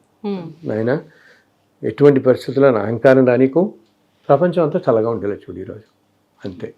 ఈ 2 నా కొంచెం అందరినీ చల్లగా ఉండేలా చూడు, మళ్ళీ నాకు వాళ్ళని పెడుతాను, ఇట్లా అనమాట. సో ధర్మం అంటే అది మనకి తోచినంతలో ఇంకొకరికి సహాయం చేయటం, పక్క మనిషికి సహాయం చేయటం. ఎంతమంది మనుషులేని కాదు, మన చుట్టూతో ఉండే జీవులు రకరకాలుగా. కొంతమంది అంటారు చూడు, ఏదైనా కుక్కరికి వాటికి 4 బిస్కెట్స్ వేయండి పాపం, అవి ఇలా రోడ్ మీద. ఈ మధ్య నా దగ్గర ఒక అతను వచ్చాడు. ఆయన ఏం చేస్తాడు తెలుసా, ఎప్పుడు కార్లో ఎప్పుడు ఒక 10 బిస్కెట్స్ ప్యాక్ పెట్టుకుంటాడు. పెట్టుకుని రోడ్డు మీద వెళ్తున్నప్పుడు ఎప్పుడన్నా ఏదైనా ఇలా గబుక్కుని కుక్కలు ఎవరోటికి అడ్డంగా వచ్చినా ఇలా వచ్చినా వెంటనే 10 బిస్కెట్ ప్యాకెట్లు తీసి వేసేస్తారు వాళ్ళకి. జీవులకి బికాజ్ ఆ రూపంలో ఉన్నది ఏమో, ఏ జన్మలో ఏ జీవో మనకేం తెలుసు. అవును గురువుగారు, అంతే కదా. నిజమే. ఇప్పుడు ఒక్కొక్కప్పుడు కొంతమంది చూడమ్మా, మన ఇళ్లలో కొంతమంది చూస్తుంటాం, మన ఇంటి దగ్గర ఏదో ఒక కుక్కో ఏదో ఒకటి అలా తిరుగుతూనే ఉంటుంది. ఎంతతో కసిన్నా పోదు, అది పోదు, మళ్ళీ మన ఇంటికే వస్తుంటుంది. దానికి ఏం పెట్టమైనా దాన్ని కొడతారు, తోసేద్దామని చూస్తారు, మళ్ళీ మన దగ్గరికి వస్తుంది. అంటే ఏంటి, మోస్ట్ ప్రాబబ్లీ అది బహుశా ఏదో జన్మలో మనకు తెలిసిన ఏ స్నేహితుడు ఎవరో ఉండొచ్చు. అర్థమైందా, ఏదో అయ్యి ఎన్నో అన్యాయాలన్నీ చేయటం వల్ల ఈ జన్మ తీసుకుని, అయినా ఆ సోల్ ఉంటుంది మనలో ఉండే ఆత్మకి తెలుస్తూ ఉంటుంది. ఇవన్నీ కూడా ఆత్మకి తెలుస్తాయి. ప్రతిదీ కూడా మన మనస్సుకి తెలియదు. Mind in the physical body అంటామే. మన మైండ్ ఏంటి, మైండ్ ఎప్పుడు లాజిక్ చూస్తుంది. ఇది లాజికల్గా, ఇది ఇట్లా ఉంది, అది అట్లా ఉంది, వీడు సంపాదించాడు, ఇలా చేశాడు, మైండ్ అంతా లాజిక్ అప్లై చేస్తుంది. వేరే సోల్కి అదంతా ఉండదు. ఓకే, సో సోల్కి తెలుస్తూ ఉంటుంది. ఏదైనా చోటుకి వెళ్తే, అందుకు నేను చూడు కొన్ని చోటుకి వెళ్తే చాలా ప్లెజెంట్గా ఫీల్ అవుతాం. ఒక చోటికి మనం వెళ్ళిపోయి 1 గంటలో వచ్చేద్దాం అనుకున్న వాళ్ళం ఎందుకు అక్కడి నుంచి రాబుద్ది కాదు. ఓకే, బికాస్ ఆ సోల్ నోస్ అక్కడ ఏదో మనకి ఏదో కనెక్షన్ ఉంది వాళ్ళతో. ఇన్ని జన్మల్లో ఎవరెవరు ఎప్పుడు వాళ్ళు ఏంటో మనకి తెలియదు. సో ఇలా వచ్చిన ఆ కుక్క ఏదో ఒకటి బహుశా ఏదో జన్మలో మన బంధువు ఏదో అయ్యింది, ఈ పాపాల వల్ల చుట్టుకుని, బట్ ఆ సోల్కి తెలుస్తుంది కదా, ఈ చుట్టుపక్కల తిరుగుతూ ఉంటుంది. సో అటువంటి వాటికి కనుక నువ్వు ఏదైనా ఇంత అన్నం పెట్టావనుకో, తిండి పెడితే ఆ సోల్ శాంతిస్తుంది కదా పాపం వాటికి. అందుకనే మన వాళ్ళు అందరూ చెప్తారు భూతదయ అంటుంటారే, అందరు చెప్పేది అది కాపాడినట్టు ఏది కాపాడు. ఇది దీనికి పెద్ద ఏమంటాం, ఎవరైనా చేయగలరు, అతి సామాన్యులైనా కూడా చేయొచ్చు. ధర్మం ఇప్పుడు అర్థమైంది దానికి, ధర్మం అనేదానికి నీకు 100 కోట్లు ఉండక్కర్లేదు. ఇవన్నీ మామూలుగా మన పనులు మనం చేసుకుంటూ నిత్యం ఏదైనా చిన్నది సహాయం చేస్తే అది ఎంతో కాపాడుతుంది. నేను చూశాను ఇన్ని సంవత్సరాల్లో సామాన్య జీవితం గడుపుతూ నలుగురికి సహాయం చేస్తున్న వాళ్ళు ఎంతో చక్కగా ఉంటున్నారు తల్లి. ఎటువంటి కష్టాలు వచ్చినా శక్తి వస్తుంటోంది, ఆ తట్టుకునే శక్తి, మళ్ళీ బయటపడుతున్నారు, మళ్ళీ చక్కగా ఉంటున్నారు. అలా వచ్చాం కదా అని మళ్ళీ మంచి దాంట్లోకి వచ్చాం కదా అని మర్చిపోకుండా మళ్ళీ ఇదే మార్గంలో వెళ్తున్నారు వాళ్ళు. మనం ధర్మ మార్గంలో నలుగురికి సహాయం చేస్తూ వెళ్తుంటే భగవంతుడి అనుగ్రహం మన పైన ఖచ్చితంగా ఉంటుంది. తప్పకుండా ఉంటుంది. ధర్మం అదే సహాయం మనిషికి అసలు కలియుగానికే దానం, అంతే. నీకు తోచినది బట్టలు కానీ డబ్బులు కానీ ఏ విధమైనదైనా, లేకపోతే మన ఇంట్లో ఉండడానికి కాస్త ప్లేస్ కానీ, పాపం వర్షంలో ఎవరో రోడ్డు మీద పోతుంటాడు, విపరీతం వర్షం పడుతుంటుంది, బాబు కాసేపు వచ్చి కూర్చోమని ఆ టైంకి వాడికి ఏదో మంచి నీళ్ళు ఇచ్చి ఇస్తే, బికాస్ ఒక ఆత్మ సంతోషపడితే వచ్చే బ్లెస్సింగ్స్ ఇంత అంత కాదు. అది మన మాటల్లో కానీ వర్ణించలేమన్నమాట. ఒక ఒక ఆత్మ సంతోషపడి ఎంతో సంతోషపడి తృప్తి చెందింది అనుకో, ఆ రిటర్న్ వచ్చే బ్లెస్సింగ్స్ తరతరాలు కాపాడతాయి మనుషులు. అందుకని మన చిన్నప్పటి నుంచి మనకేం చెప్తారు, నలుగురికి సహాయం చేయండి రా బాబు, నలుగురికి సహాయం చేయండి, ఇదే కదా 10 మందికి సహాయం చేయండి అంటారు. ఏంటి ఈ 9, 10 అనేది అక్కడ నెంబర్ కాదనమాట. నువ్వు ఎంత ఎక్కువ మందికి నువ్వు సహాయం చేస్తే అంతమంది నీ మంచి కోరుకుంటారు. ఓకే, అది కూడా ఏంటి, వాళ్ళు చెప్పకపోవచ్చు. అందరికీ వెంటనే మేము వల్ల బాగున్నామండి మేము అని చెప్పేంత మనసు, టైము, వీలు ఏమి ఉండకపోవచ్చు. కానీ ఆ సోల్ చాలా సంతోషపడుతుంది కదా, ఆత్మహత్య చాలా సంతోషపడుతుంది కదా. టైంలో నన్ను ఆదుకుని, ఇప్పుడు మనం అనుకో మనకి ఎవరన్నా గబుక్కుని ఏదైనా మంచి పని చెప్తే భగవంతుడు ఉన్నాడు, నిజంగా భగవంతుడు ఈ రూపంలో వచ్చాడు అనుకుంటాం కదా. అలా ఆ సోల్ అనుకుంటుంది. ఆ సోల్ బ్లెస్సింగ్స్ చాలా కాపాడతాయి మనల్ని, చాలా కాపాడతాయి అన్నమాట. అయితే గురువు గారు, మీరు రాసిన పుస్తకాల్లో ఎక్కువగా వెంకటేశ్వర స్వామి వ్రతకల్పం బాగా ప్రసిద్ధి చెందింది. మీరు మొత్తం 28 పుస్తకాలు రాశారని విన్నాను. 12 భాషల్లోనూ ఏమో రాశారని కూడా విన్నాను గురుగారు. నిజమేనండి అది? 12 భాషల్లో వచ్చాయా? అంటే భాషలో రావటం అంటే తల్లి, నేను ఆల్మోస్ట్ ఒక 32 పుస్తకాల దాకా రాసినట్టున్నా ఇప్పుడు నేను. ఓకే, సో దాంట్లో 18 పుస్తకాలు 28 బుక్స్ రాశాను. సో వీటిల్లో 18 పుస్తకాలు స్వామివారి మీద రాసినవి. ఓకే, దాంట్లో ఈ వెంకటేశ్వర వ్రతకల్పం అనేది 2005లో నేను రాశాను. 2005లో. అది ఏంటంటే నాకు యాక్చువల్గా నేను ఇంజనీరింగ్ చేశాను. ఇంజనీరింగ్ చేసి కొన్నాళ్ళు ఇంజనీరింగ్ కాలేజీలో వర్క్ చేశాను. హైదరాబాద్లో ఉస్మానియా యూనివర్సిటీలో BA చదివి తర్వాత REC వరంగల్లో MTech చేసి 4 సంవత్సరాలు ఆల్మిన్లో చేశాను. తర్వాత ఒక 10 సంవత్సరాలు ఇంజనీరింగ్ కాలేజీలో చేశాను, మాతృశ్రీ ఇంజనీరింగ్ కాలేజ్ హైదరాబాద్లో. చేస్తున్నప్పుడు 93, 94 టైంలో నేను కంపెనీస్కి లోగోస్ అవి మొదలుపెట్టాను. వేదిక్ లోగోస్ అని చేస్తుండేవాడిని. అలా చేస్తూ ఇక 98లో జాబ్ రిజైన్ చేసి 98 నుంచి ఇప్పటిదాకా ఇదే ఫుల్ టైం అనమాట, ఈ లోగో డిజైనింగ్. అలా ఒక 5-6 వేల కంపెనీలు నేను చేస్తుంటాను. ఒక వేదిక్ సిస్టమ్తో నేను సెలెక్ట్ చేస్తాను అనమాట. ఓకే, ఇది ఇట్లా సాగుతుండగా 2001లో అనుకుంటా మొట్టమొదటి బుక్ రాశాను నేను. అప్పటిదాకా అసలు నేనేమి చెప్పాలంటే పెద్ద పెద్దగా వేదాలు శాస్త్రాలు ఏమీ చదువుకోలేదు. వరుసను సొక్కుతో అలా ఫ్లో అలా వస్తుంది, రాస్తున్నాను. ఓకే, సో మొట్టమొదటి బుక్ శ్రీనివాస మహత్యం అని తిరుమల విశేషాలతో రాశాను. ఓకే, 2001లో. అదేంటంటే తల్లి, అది ఒక 8 నెలలు పట్టింది నాకు రాయడానికి. అండ్ అది ఒక దీక్షలాగా తీసుకున్నాను. బికాస్ స్వామివారు మనకి కనపడి మన ఆదేశించి రాయమంటాం అంటే సామాన్యం కాదు కదా. సో అందుకని ఆ 8 నెలలు నేను నేల మీద పడుతున్నాను. అండ్ ఎక్కడికి వెళ్ళేవాడిని కాదు, ఎవరికి ఏ ఫంక్షన్స్కి ఎక్కడికి వెళ్ళకుండా. అండ్ మధ్యలో కొన్నాళ్ళు తిరుమల వెళ్ళి నేను కొండ మీద కూర్చుని మ్యాన్స్క్రిప్ట్ రాసుకుని, అండ్ ఆయన తర్వాత మళ్ళీ వచ్చి రాతపతి అంతా రాసుకున్న తర్వాత 8 నెలలు పట్టింది. 8 నెలలు పట్టిన తర్వాత ప్రింట్ చేసి మొదటి కాపీలు తీసుకుని ఆలిపిరి దగ్గర నుంచి నడిచెక్కి స్వామి హుండీలో సమర్పించాం. అక్కడ శ్రీవారి పాదాలని ఉంటుంది కొండ మీద, అక్కడ పెట్టి పూజ చేసి సమర్పించాం. అంతా ఫ్రీగా అయిపోవటమే. తర్వాత అలా ఇస్తూ తర్వాత 2005 దాకా మళ్ళీ ఏం రాలేదు నేను. 2005లో మళ్ళీ ఒకసారి స్వామివారి ఇలా నాకు కల్లో కనపడి, నాయన ఒకసారి నువ్వు తిరుమల రా, నేను నీకు ఒక వ్రతం ఒకటి నేను నీకు చెప్తాను. నీకు కలియుగంలో మనుషులందరినీ కష్టాల నుంచి రక్షించి అతి తేలికైన వ్రతం ఇది, వ్రత విధానం అని చెప్తే చాలా సంతోషపడి నేను అప్పుడు త్వరలోనే వెళ్ళి వెంటనే 2005లో వెళ్ళి తిరుమలలో నేను వెళ్ళి కూర్చుంటే, ఆ రోజుల్లో ఏంటంటే మనకి గుడి ఎదురుకుండానే ఉండేవి మెట్లు. ఇప్పుడు అంతా వెయ్యికాళ్ళ మండపం అంతా పడగొట్టేసి వెనక్కంటే వెళ్ళిపోయింది. ఆ మెట్ల మీద నేను సాయంత్రం ఒకరోజు ఇలా కూర్చున్నాను తల్లి. వెళ్ళినప్పుడు కూర్చుంటే నాకు ఒక్కసారి అప్పుడు మనకి మెట్ల మీద కూర్చుంటే ఎదురుకుండా గుడి అంతా కనపడుతూ ఉంటుంది. అప్పుడు ధ్వజస్తంభం అన్నీ కనపడేవి ఎదురుకుండా. కింద అలా ఊంజల్ సేవన అవుతుంటుంది సాయంత్రం అప్పుడు కదా, శ్రీదేవి భూదేవితో చూస్తాం కదా, ఆ సేవ అవుతుంటుంది. ఇలా కూర్చున్నాను అనమాట. సహస్రదీప అలంకరణ అంటున్నాం ఇప్పుడు మనం, శ్రీదేవి భూదేవిని తీసుకొచ్చి చేస్తారు కదా. సో ఇలా నేను కూర్చున్నాను. కూర్చుంటే ఆయన ఒక్కసారిగా పెద్ద వెలుగులాగా అనిపించి నాకు ఇంకా అక్కడ ఏమీ నాకంటే కనపడలేదు. ఆ ఆలయం కానీ ఆ పరిసరాలు కానీ ఏమీ కనపడకుండా అసలు ఆలయం వెనకాల మొత్తం ఆకాశం అంతా వ్యాపించినట్టుగా ఒక విశ్వరూపంలో కనపడ్డాడు భగవంతుడు నాకు. అందరు దేవతల రూపాలు, అన్ని దేవతల రూపాలు అలా కనపడి అసలు నాకు ఎవరి మాటలు ఇప్పుడు మనం ఎట్ల మీద కూర్చుంటే మన పక్కన చాలా మంది వెళ్తారు కదా, నాకు ఏమీ తెలియలేదు. సో అప్పుడు ఆయన అలా కనపడినప్పుడు ఆయన అప్పుడు నాకు చెప్పాడు. ఆ చెప్పింది నేను, నా దగ్గర ఒక పేపర్ ఏం లేదు, ఏదో నేను సమ్ టికెట్స్ ఏవో ఉన్నట్టున్నాయి, దాని వెనకాల వైట్ పేపర్ ఉంటుంది కదా, దాని మీద నేను రాసుకున్నాను. ఆయన చెప్తున్నారు ఏం చెప్తున్నారని. అప్పుడు దాంట్లో ఆయన చెప్తాడు, నాయన ఇది వెంకటేశ్వర వ్రతకల్పం అని చెప్పి కలియుగాంతం దాకా ఇలా ఉండిపోతుంది, యుగ యుగాల దాకా ఉంటుంది ఇది. ఇది 2 విధాలుగా చేసుకోవచ్చు.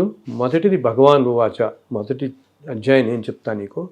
తర్వాత 4 అధ్యాయాలు 4 మహర్షులు చెప్తారు నీకు ఓకే కథలు. అమ్మా అంటే ఆ మహర్షుల పేర్లు కూడా మీకు భగవంతుడు చెప్పాడు, ఈ మహర్షులు 4 చెప్తారని దాంట్లో ఉంటుంది కథల్లో. 4. సో మొదటిది భగవాన్ అని ఆయన చెప్తాడు. ఇది 5 కథలతో ఉంటుంది. ఇది మీరు మామూలుగా సత్యనామతం లాగా కలసం పెట్టుకుని నవగ్రహాసం ఇవన్నీ చేసుకుని ఒక మొదటి పద్ధతి చేసుకోవడానికి 2 పద్ధతిలో చేసుకోవచ్చు. ఇది రెండో పద్ధతి ఏంటి, ఏ రోజైనా కూడా అసలు ఏ నియమనిష్టలు ఉపవాసాలు కులం గోత్రం ఏమి సంబంధం లేదు, ఏ రోజైనా ఏ సమయంలో అయినా సరే ఈ 5 కథలు కేవలం కథలు చదువుకుని నాకు ఉన్న చోట నుంచి ఒక్క నమస్కారం పెట్టినా రెండిటికి సమాన ఫలితం ఇస్తాను అంటున్నాను, 2 విధాలకి. సో 2వ విధం అంతే చాలా తేలిక కదా, జస్ట్ కథలు చదువుకోవటం నమస్కారం పెట్టడం. కులం కానీ గోత్రం కానీ నియమనిష్టలు ఉపవాసాలు ఏ రెస్ట్రిక్షన్స్ లేవు. అది ఎప్పుడు 2005లో జరిగింది. ఇది మనం 24కి వచ్చాం కదా ఇప్పుడు. సో అది చెప్పగానే నేను రాసుకుని మొదటి కథ అంతా ఆయన చెప్పాడు కదా విధానం అంతా. తర్వాత ఇంటికి వచ్చిన తర్వాత నేను తెల్లవారుజామున రూమ్లో కూర్చొని రాసుకుని ఉంటే అలా 4 మహర్షులు ఒక్కొక్క రోజు ఒక్కొక్క మనిషి నాకంటే ఎదురుకుండా అలా ప్రత్యక్షమయ్యేవాడు. నేను కళ్ళు మూసుకోవటం, నాకు ఏం వినపడుతోందో నేను రాశాను. ఆ మహర్షులు అలా చెప్తుంటే భరద్వాజుడు, విశ్వామిత్రుడు, అత్రి, వశిష్ఠుడు 4 మహర్షులు అనమాట. ఒక్కొక్క మహర్షి చెప్తుంటే అలా రాసుకుంటూ వెళ్ళిపోయాను ఆ కథ. ఇవన్నీ అయిన తర్వాత 4 కథలు 4 అయిన తర్వాత 5 అయిన తర్వాత అప్పుడు ప్రింట్ చేసి తిరుమల వెళ్ళి మళ్ళీ నడిచెక్కి స్వామివారికి సమర్పించి ఇంకా అప్పటి నుంచి ఈ రోజు దాకా అసలు ప్రతి 6 నెలలకి మేము ఒక 10,000 20,000 ప్రింట్ చేస్తూనే ఉంటాం. ఆ పుస్తకం ఉచితంగా ఇస్తున్నాను నేను. ఎందుకంటే భగవంతుడు అనుగ్రహించిన పుస్తకం కదా మనకి. ఆ పుస్తకం తల్లి ఇప్పుడు 12 లాంగ్వేజెస్లో ట్రాన్స్లేట్ అయింది. ఏంటి, తమిళ్, కన్నడ, మలయాళం, హిందీ అన్నీ. అసలు వీటితో పాటు ఫ్రెంచ్ భాషలో, జర్మన్, ఇటాలియన్, రష్యన్ లాంగ్వేజ్లోని. రష్యన్స్ అయితే ఇక్కడ మన ఇంటికే వచ్చారు. జస్ట్ కోవిడ్ ముందు రష్యాలో మాస్కోలో వాళ్ళు దీని గురించి విని అక్కడ ఒక వేదిక అస్ట్రాలజీ చేశారు వాళ్ళ కోర్స్ కొంతమంది. వాళ్ళు ఈ వతకల్పం గురించి విని మన ఇంటికి వచ్చి వాళ్ళు అక్కడ ట్రాన్స్లేట్ చేసి వెంకటేశ్వర వతకల్పం రష్యన్ బుక్ తీసుకొచ్చారు. వాళ్ళు చదువుతారు, అక్కడ కథలు చదువుతారు. అలా జర్మనీలో చదువుతున్నారు, ఎన్నెన్నో దేశాలు చదువుతున్నారు. సో ఇప్పుడు ఏంటంటే ప్రపంచం అంతా కొన్ని కోట్ల మంది ప్రతి శనివారం చదువుతారు. ఏంటి, కథలు చదువుకొని నమస్కారం పెడతారు.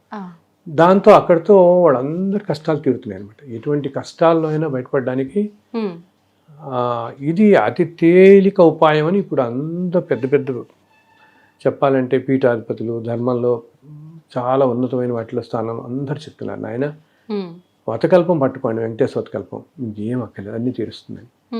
అండ్ తేలిక కూడా కదా, ఇలా చెప్పాను కదా, ఏ నియమనిష్టలతో లేదు. సో ఇంకా అప్పటి నుంచి మేము మధ్య మధ్యలో 10,000 20,000 ప్రింట్ చేస్తున్నాం, ఇస్తున్నాం. అండ్ నా వెబ్సైట్లో కూడా నా బుక్స్ అన్నీ పెట్టేశాను. ఎవరైనా ఫ్రీగా డౌన్లోడ్ చేసుకోవచ్చు. ఇంకోటి ఏంటంటే ఇది ఇప్పుడు బాగా ప్రాచుర్యం పొంది ఎన్నో ఆలయాల్లో చేస్తున్నారు, సామూహికంగా చేసుకుంటున్నారు. నేను ఒకటి చెప్పదలుచుకుని ఏంటంటే తల్లి, దీంట్లో ఇది 21 వారాలు చేయాలి, లేకపోతే ఇది 11 వారాలు చేయాలి, అట్లా ఏమీ లేదు, నియమాలు ఏమీ లేవు, ఏ నియమాలు లేదు. ఈ పుస్తకం పంచిపెట్టాలని ఎవరికీ నియమం లేదు, అటువంటి ఏమీ లేవు. మనం కేవలం మీరు ఉన్న చోట నుంచే మీకు పొద్దున వీలైందా పొద్దున సరే, లేదా సాయంత్రం, లేకపోతే ఇలా కాస్త రెస్ట్ తీసుకుంటారు. లేకపోతే పడుకుని చదువుతున్నారు కొంతమంది. రాత్రి పడుకునే ముందు నాకు చాలా మంది చెప్తారు, నాయన పడుకునే ముందు ఈ పుస్తకం చదివి పడుకుంటాను, హాయిగా నిద్రపడుతుంది నాకంటుంటారు. ఆ 5 కథలు చదివి ఒక్క నమస్కారం పెట్టగా, అంటే మనం చదివేటప్పుడు ఆ అనుభూతితో చదవాలి.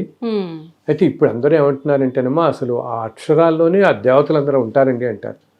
ఇప్పుడు ఇన్ని కోట్ల మంది చదివిన వాళ్ళు, కొంతమంది పెద్ద పెద్ద వాళ్ళు చెప్తుంటారు నాకు, భగవంతుడు ఉంటాడు ఆ పుస్తకంలో. అండ్ స్వామివారికి అత్యంత ప్రీతికరమైన పుస్తకం అయింది ఇప్పుడు ఇది. ఎందుకు ఈ మాట అంటున్నానంటే, కొంతమందికి ఇప్పుడు ఈ పుస్తకం మనం ఇలా అడిగిన వాళ్ళందరికీ, నన్ను ఎవరినో ఒక 5 కాపీలు అడుగుతాను అనుకోండి, నేను వాళ్ళకి 25 పంపిస్తున్నాను. నా ఊర్లో 5 వెళ్ళగానే ఆ పక్కింటి వాళ్ళు ఇంకెవరు నాకు కావాలంటారు, మళ్ళీ వాళ్ళు నన్ను అడగటం, ఇదంతా అవుతుంది ఎందుకు పాపం. 5 అడిగిన వాళ్ళకి 25 పంపుతున్నాం, 20-30 అడిగిన వాళ్ళకి 50-100 కూడా పంపించేస్తున్నాం. ఉంటాయి, నలుగురికి ఉంటాయని చెప్పి. అవునవును. సో అండ్ ఎవరన్నా ఇంకోటి కూడా చెప్తున్నా, మీరు ఎవరన్నా ప్రింట్ చేసుకుని చక్కగా ఇచ్చుకుందాం ఎన్నో ఇచ్చుకోండి, నన్ను ఏం చెప్పుకోని కూడా చేయక్కర్లేదు. ఒకటే అని చెప్పి అమ్మొద్దు అంటాను, సేల్ చేయకండి, చక్కగా ఫ్రీగా ఎన్నైనా డిస్ట్రిబ్యూట్ చేసుకోండి. ఇప్పుడు సత్యనావతం ఉంది, దానికి ఏమైనా రైట్, సత్యనావతం ఎవరైనా చేసుకోవచ్చు. అలాగే ఈ వెంకటేశ్వర కల్పం కూడా భగవంతుని అనుగ్రహం ఏంటంటే మన ద్వారా ఈ లోకానికి రావటం, మనం ఎన్నో జన్మల్లో చేసుకున్న పుణ్యఫలం. అండ్ ఆ స్వామికి అంత ప్రీతికరం కాబట్టి ఇప్పుడు నేను ఎన్నో ఈ మధ్య విన్నది ఏంటంటే ఇన్ని సంవత్సరాల్లో స్వామివారే ఏదో రూపంలో వాళ్ళ ఇళ్ళకి వచ్చి పుస్తకం ఇస్తున్నారు. అలా జరిగిన వాళ్ళు కూడా నాకు చెప్పారు. ఇన్ఫాక్ట్ ఆ పుస్తకం పుచ్చుకుని మాకు చూపించడానికి వచ్చాడు ఒక ఆయన. నేను ఇలా ఒకటే అనుకుంటున్నానండి, పుస్తకం దొరకట్లేదంటే, ఓ రోజు నేను మా పూజ గదిలోకి వెళ్ళేటప్పటికి నా పుస్తకాల మధ్యలో మీ పథకల్పం పెట్టింది నా పుస్తకం. నేను అడిగినందుకు నాకు స్వామి ఇచ్చాడు ఈ పుస్తకాన్ని. లిటరల్గా అయ్యి ఆ పుస్తకాన్ని చక్కగా ఒక పాలిథిన్ కవర్ అట్టేసుకుని పెద్ద ఆవిడ ఒక ఆవిడ మా ఇంటికి వచ్చింది. ఒకసారి చూడాలని నాయన, స్వామి ఇచ్చిన పుస్తకం ఇది, స్వామికే ఇంత అపురూపం కదా ఈ పుస్తకం అని. అది భగవంతుని అనుగ్రహం. పర్సన్ వెళ్ళి ఇవ్వకుండానే ఆమెకి బుక్ లభించింది. అలా ఎందరో తల్లి ఎంతమంది మాకు చెప్పారంటే, అసలు ఒకరికైతే ఓ రోజు చాలా కష్టాల్లో ఉన్నారు. వెంకటేశ్వర అంటే భక్తి ధర్మ మార్గంలో ఉన్నాడు ఆయన. ఆయనకు ఓ రోజు ఇలాగే వెంకటేశ్వర కల్లో కనపడి, వెంకటేశ్వరరావు రేపు నువ్వు పెళ్ళికి వెళ్తున్నావు కదా, ఆ పెళ్లిలో నీకు కుర్చీలో ఒక పుస్తకం పడేసి ఉంటుంది వెంకటేశ్వర కల్పం అని, నువ్వు తెచ్చుకుని చదువు, నీ కష్టాలని తీరుతాయని చెప్పాడు. సో ఈయన అలాగే వెళ్ళాడు, పెళ్ళి అయింది, ఆ లంచ్ అది చేస్తారు, అయిపోతుంది, భోజనం కూడా అయింది, ఆయనకేం కనపడలేదు ఎక్కడ. సరే అని చెప్పి ఎవరో ఒక ఫ్రెండ్ ఏమన్నాడంటే, ఇంక వెళ్ళిపోదాం ఇంటికి అనుకుంటే ఎవరో ఒక ఫ్రెండ్ కనపడతాడు. కనపడి అతను అంటాడు, ఇక్కడ దాకా వచ్చావు కదా, కాసేపు మా ఇంటికి రా అంటాడు. అనేటప్పుడు అలాగే వెళ్దాం పదంటే అతను ఏమంటాడు, నేను ఇంకా భోజనం చేయలేదు, ఒక 10 నిమిషాలు కూర్చొని వస్తానంటాడు. అలాగే కూర్చుంటానని వెళ్ళిపోతున్న మనుషుల్లో వెనక్కి వచ్చి కుర్చీలో కూర్చుంటాడమ్మా. అన్ని ఖాళీ అయిపోతే చేస్తుంది, భోజనాలు చేసి వెళ్ళిపోతారు కదా అందరూ. ఆగమన్నాడు కదా అని ఆగడం కోసం వెనక్కి వచ్చి కూర్చుంటే, ఆ పక్క చైర్లో వెంకటేశ్వర కల్పం బుక్ అలా పెట్టింది. ఎంత మిరకలు చెప్పు, తీసి కళ్ళకు అద్దుకున్నాడు.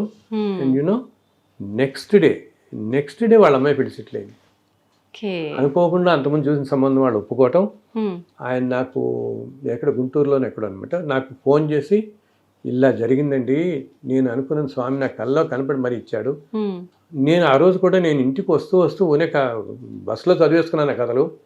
నెక్స్ట్ డే పొద్దున్న కల్లా వివాహం అని సెటిల్ అయింది, అందుకని మా పెళ్ళిలో మేము ఒక 200 పంచుకుంటాం, ఇస్తారా అని అడిగాడు. సో ఇలాగ ఎందరో చెప్తున్నారు, భగవంతుడే ఇస్తున్నాడు వాళ్ళకని చెప్పేసి తెచ్చిస్తున్నాడు. కళ్ళ ముందు ప్రత్యక్షంగా కనిపిస్తుంది కదా గురువు గారు. కనిపిస్తుంది. అండ్ బేసికలీ ఏంటంటే ఇందాక చెప్పినట్టు మీకు పెద్ద ప్రొసీజరు ఇవేమీ లేవు కాబట్టి చక్కగా కథలు చదువుకోండి. మీరు ఇంటర్నెట్లో డౌన్లోడ్ చేసుకోవచ్చు, నా వెబ్సైట్ ఉంటుంది, ఆ వెబ్సైట్లో డౌన్లోడ్ చేసుకోవచ్చు. లేకపోతే మనం మీదైన తర్వాత మా ప్రింటర్ ఫోన్ నెంబర్ ఇద్దాం, మీ దాంట్లో ఇవ్వండి, చక్కగా ఆయన కాల్ చేస్తే ఆయన దగ్గరికి వెళ్ళి తెచ్చుకోవచ్చు. ఎన్ని కాపీలైనా తెచ్చుకుని ఎవరైనా తెచ్చుకోవచ్చు, ఫ్రీగా ఇస్తారు.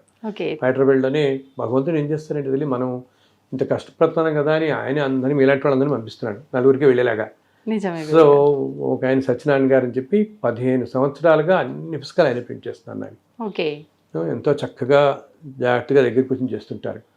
సో ప్రతి 6 నెలలకి 10 ప్రింట్ చేసి వస్తుంటాం, అలా వెళ్ళిపోతుంటాయి. ఎవరో ఒకరు సహాయం చేస్తున్నారు మా స్నేహితులు.